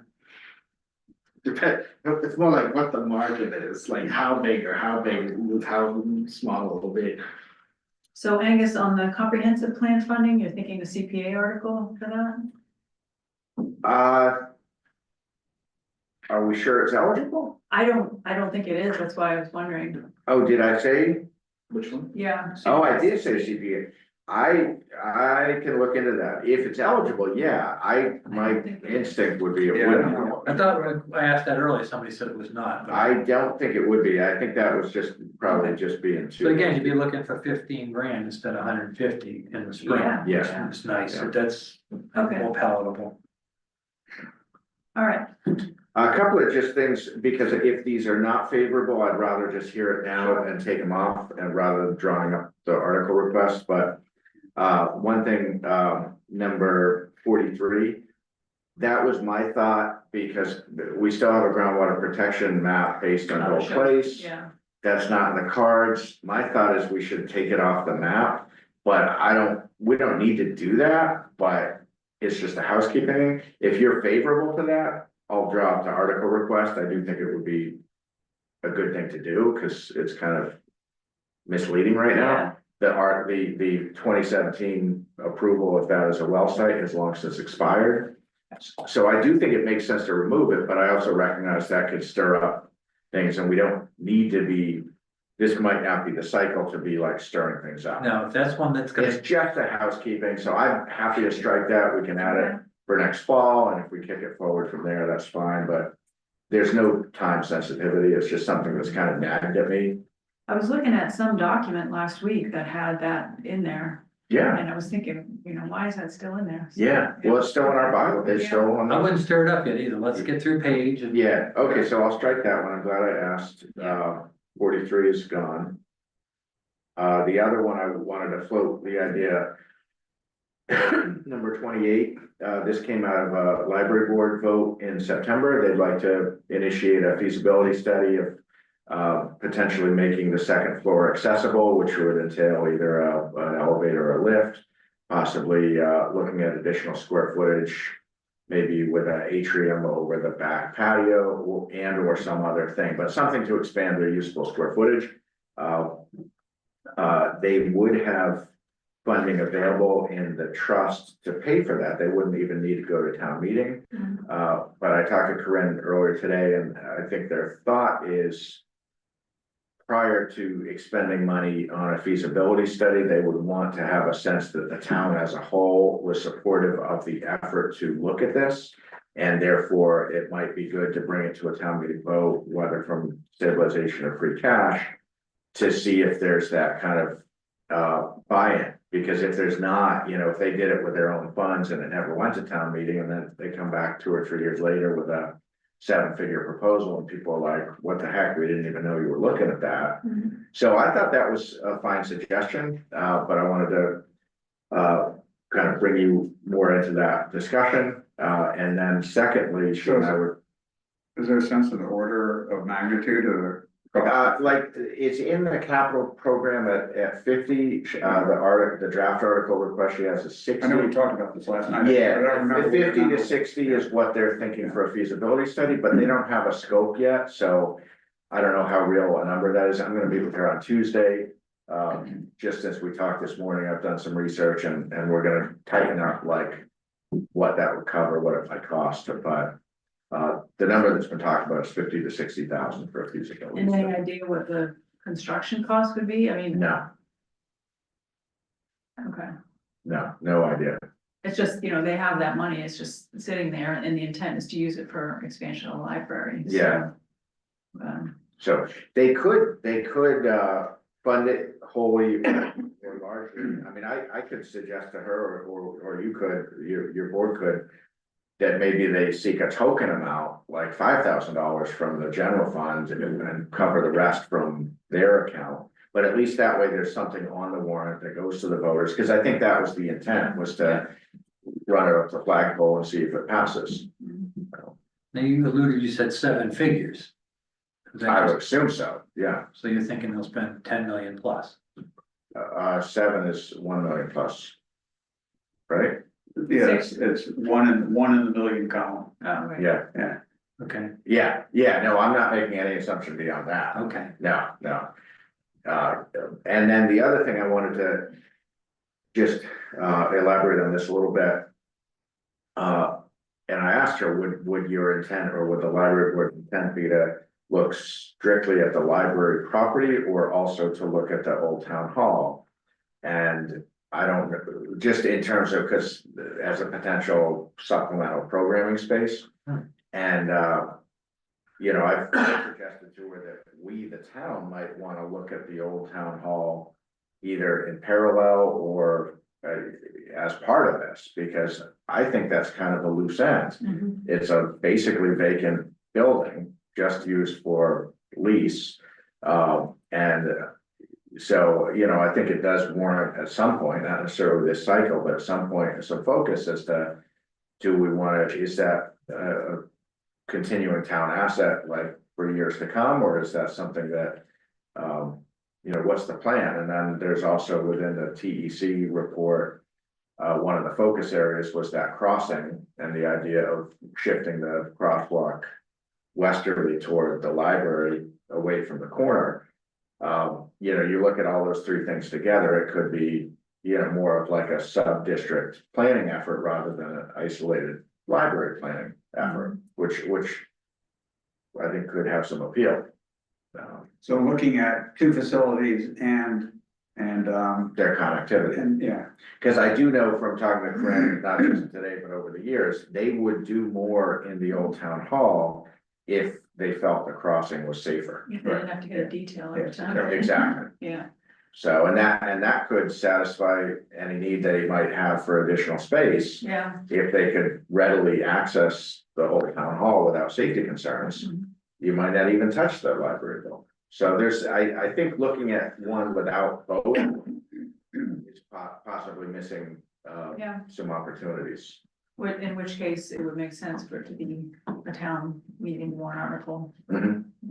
Yeah, she and I also talked about that, anytime there's any significant building project or potential building project, the earlier in that process, you create some kind of working group or feasibility study working group or town building committee, something like that, the sooner in the process, the better, with representation from not just the library board, but the town, the historic district commission, because they would have jurisdiction over anything that happened there. And she thought that was a very good idea. Right. So. I know that's a lot, like. No, but I think it makes a lot of sense. to just It's have- kind of been bubbling for Yeah. years and, Also for historic document storage. yeah. You're doing something significant with the town hall. Would entail tightening up the envelope. Yeah, it's gonna be, it's not gonna be inexpensive. Right. As I'm just finding out, because the new HERS regulations, I know they're residential, but I suspect they would, Yeah, they would apply. everything on these buildings anymore is so much more than you anticipate. Yeah. The other item I want to point out is number 45, citizen petition for right to farm. I received an email from Catherine Marone this week, kind of updating me on where they're at, and she was kind of floating the idea that this could be a select board. What's the word, Angus? Oh, article. Yeah, she used some word, like a select board. Sponsored, yeah, thank you. I wasn't gonna say that because I don't want that to come off my tongue. Yeah, yeah. But so just, it sounds like they're committed to doing citizen petition, even if we decided not to. She wanted to come tonight, but I thought that was premature, so. I think she had to submit us a draft first, She sent me a draft, I can circulate that. I suggested maybe the next meeting. where it was to where they had to go, it's the ways. Yeah, so they do not want to remove the commercial. They do want to keep the commercial removed, so they want to apply to all farms. And apparently we're not the only town that would have done that. A lot of other, she said a lot of other towns in the state have done that. Yeah, everyone. Yeah, so just a preview of that. I don't know how many of these we want to discuss at the meeting next time, but You might want to bring cots. yeah. We'll just move in for the month of February. Guess we got space downstairs, right? Your meetings in February? All right, any other ones? Yeah, I guess one other one that could be taken off, is really housekeeping. I think it's a good idea, but, you know, in the interest of thinning things out. 37, what that's all about. This is the telephone service extension. We signed a contract with Partners Technology for a 3-year contract. They're holding the same pricing for all 3 years, no increase, which is kind of attractive. They offered pricing of 5 years with no increase. We are not able to legally sign a contract within 3 years without legislative approval, town meeting approval. So the thought was, do we want to lock in that pricing? Yeah, extra leave it 3 on. years? Yeah, it's kind of, Quick thing. it should be a really quick thing. Yeah. So, I mean, we could just as well do it next fall or next spring, but it's just seemed like, Yeah, that's. you know, we added it to the list a while ago, but it would certainly be favorable to have one cost item that we can actually have fixed costs for five years. Mhm. Yeah, we'll leave it on, it'd be simple enough, I think, too. Yeah, It's the contentious ones you have to worry about. yeah. I think the Break Health Terrace one might be. Yeah, so I had put in the parenthetical, so is the thought to study that, or is the thought to actually appropriate funds to prepare a street acceptance plan? Why?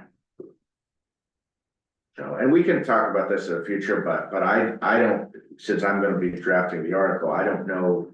Well, what we're our- meeting our with them traffic. next Yeah, week, so we we are. have to figure out what our. Yeah, proposal is, right? Is it next week? yeah, Yes, yes. Wednesday, okay. All right. Ready to move on? great. Why do we have to approve the demo of the, It's just the funding.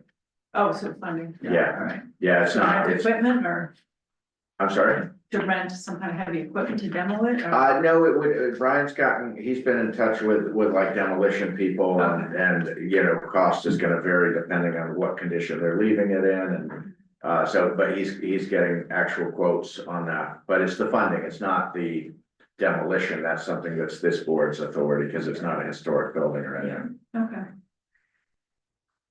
All right, FB, page school conditions assessment. Any thoughts on this? Yeah. I mean, this is what we talked about last meeting, Yeah. right? I think this is good. Yeah. All right, So would the idea be, and you know, once we have a suitable like announcement, we'll put it out on the web in the next, week and a half. It'll be in circulation and we can read it and Yeah, then we'll work toward more of a full court press as we later in the spring. Yeah. There are, some limited, basically typo type stuff, it's, there's a recurring clause that there's in 3 or 4 different places that I don't think is supposed to be there,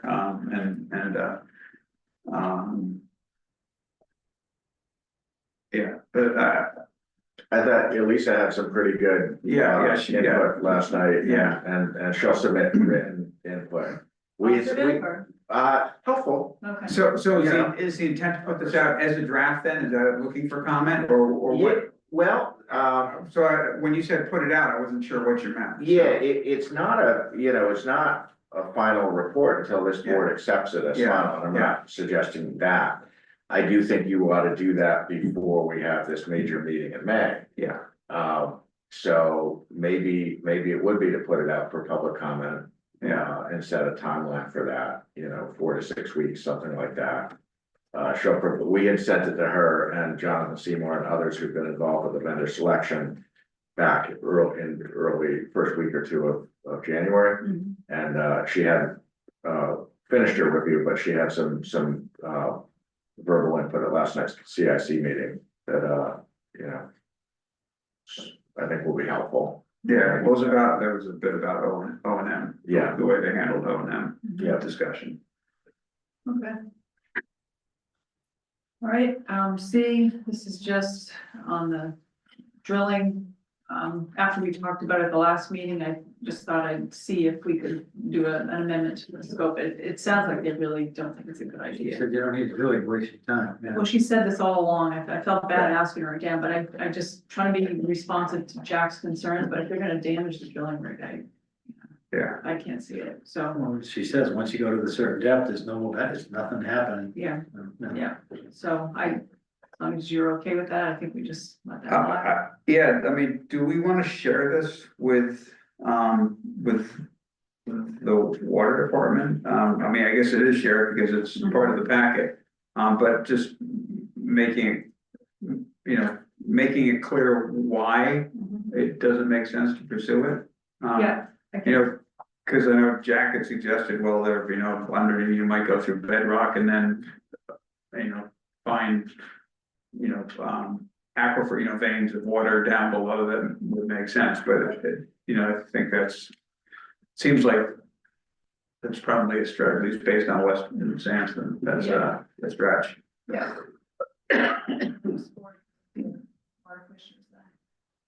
And I don't remember if I said it in here, but they gave us a date, February. I guess that was just an email, February 12th, I think. The 11th or 12th. 11th or 12th. So, They'll confirm as the date gets closer, but it'll be one or the other. all right, so. And I shared that date with Mark and with Butch and with Clay. All right, I'm gonna also share it with Fred and Elisa, just so they're aware. Great. Let them know that it could change. Excellent. All right. All right. Draft MVP grant scope. But that, was a really good meeting on Tuesday. Rick was part of that with Liz Callahan and myself and Christine. Got some good feedback, took some detailed notes. I don't know that we need to go into it in detail tonight, especially where it's getting late, but we got some good feedback. They were very favorable to West Newbury and the work that had been done. Michelle Rowden was very pleased that we are intending to apply. It sounds like they really want to support what we want to do. We talked a little bit about whether something on the order of $500,000 to $600,000 would. It sounds like it wouldn't be like out of bounds, but she was definitely said there would be skepticism as to that level of funding for soft costs. And I think that if we reframe some things about especially survey and geotech and how much we might do, because some of those costs, I think GEI had you know, taking what we said literally of like the Mhm. flagging the whole study area, and, you know, so we talked about some refinements we could make to say, you know, survey and delineation would be within focus areas, not, you know, not to exceed X thousand square feet, or that geotech might, you know, we might ask for pricing on a per location, not to exceed 6 locations, something like that, so that It seemed to me it's not so though, open-ended. you know, when she understood that, you know, we're looking at the full 2.5 mile, or potentially looking at the full 2.5 mile length, she seemed to take a step back a little bit on the number, at least that was the way I interpreted her response. Well, maybe it's not that high, you know, maybe it is reasonable, because, you know, the size of the area that needs to be understood in order to really do a thorough alternatives analysis, to understand all your options. Maybe that's not, at least that's the way I interpret it. But that'll be back before this board, probably 2 weeks from tonight, and at that point, we'll have the draft scope. There is a draft scope in circulation, so, you know, maybe we can go into more detail then. Okay. But yeah, very, very good feedback, and I think we're on the right track. State budget earmark, any thoughts on this? And you said Butch he didn't have any. He said he'd be totally supportive of either route. He said if we want to do like an actual physical improvement, he's got some guardrails that are currently like the cable that he'd like to see changed to like more durable guardrail. But he's fully supportive of the second idea. If we wanted to put it towards some design costs in 113, he would be totally supportive either way. So Based on what we just said, town hall. I like that idea. I really like that idea because I think it's a nice concept that TEC came up with, but it's a concept. Yeah. And to get that to any level of like engineering. Considering the expenditures on both sides of the roads, it's something that's gonna happen. I would say that's a really good. I think that's a great idea. So how much of a dent would $20,000 make in design for that? Well, That area between those two buildings crossing that road? That's not something I've talked with Kevin Dandridge about. The scope that we signed, you know, we had a similar earmark last year on which we did the middle high school crossing. We signed a contract for 25K. And I can't recall if that gets us to 25% or not. So I think what I would do is ask him how far can you take this within the budget with the completion by June 30th? And I could even, you know, get that proposal and bring it back before signing anything. That way we know exactly what we're getting and we can decide if that's worth the money or if we. Any chance if it ran over that number that the library has any funds that they could contribute from one of their accounts? They do have funds, I know. yeah. So I'm just, it's for Yeah. their benefit. Yeah, I think we should establish a kind of dual financing. I think that's a great suggestion, yeah.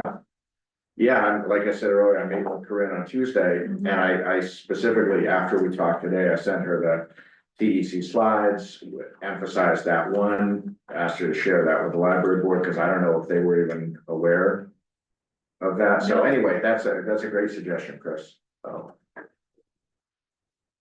Yeah, I could get a proposal from TEC to take that to, However far they. you know, and then if the cost is over 20, which it would be. Yeah. The June 30th is an absolute deadline. I did talk by phone with the state office last week, and they said it's got to be expended by June 30th. So. Okay.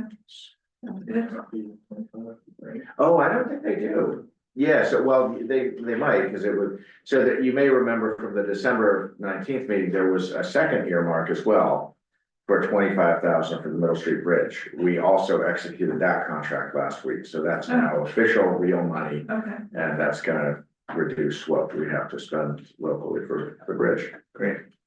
Oh, it's interesting. And Jim was helpful in kind of getting that from the earmark. Contract, you know, some pushing and that kind Silly of. question. Pre-municipal agreement, grants went 50-50.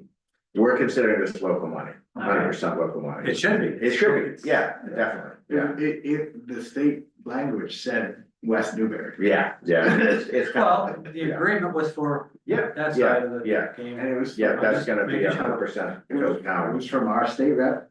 yeah, yeah. Well, Newburyport must have got money too, so kick your No. money in. They didn't. Well, didn't, all I thought was the communities were getting a certain amount.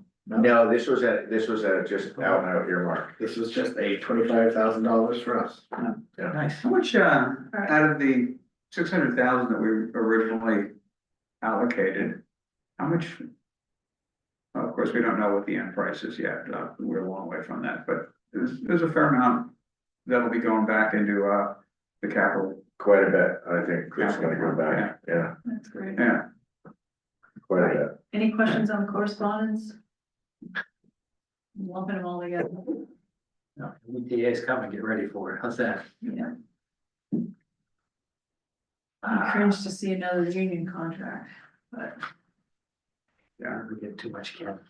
all right. You have a motion to recess? yeah, I would use that to executive session. Second? All in favor? Parker and I. Okay, returning to open session at 9:39. And I will move to approve the proposed, step increases, for the 3 employees identified by the town manager. Single steps here. Taking step increases, yeah. Second. All in favor? Aye. All right. Motion to adjourn? Motion, yeah, I move we adjourn. All right, Second. all in favor? Aye. Thank you.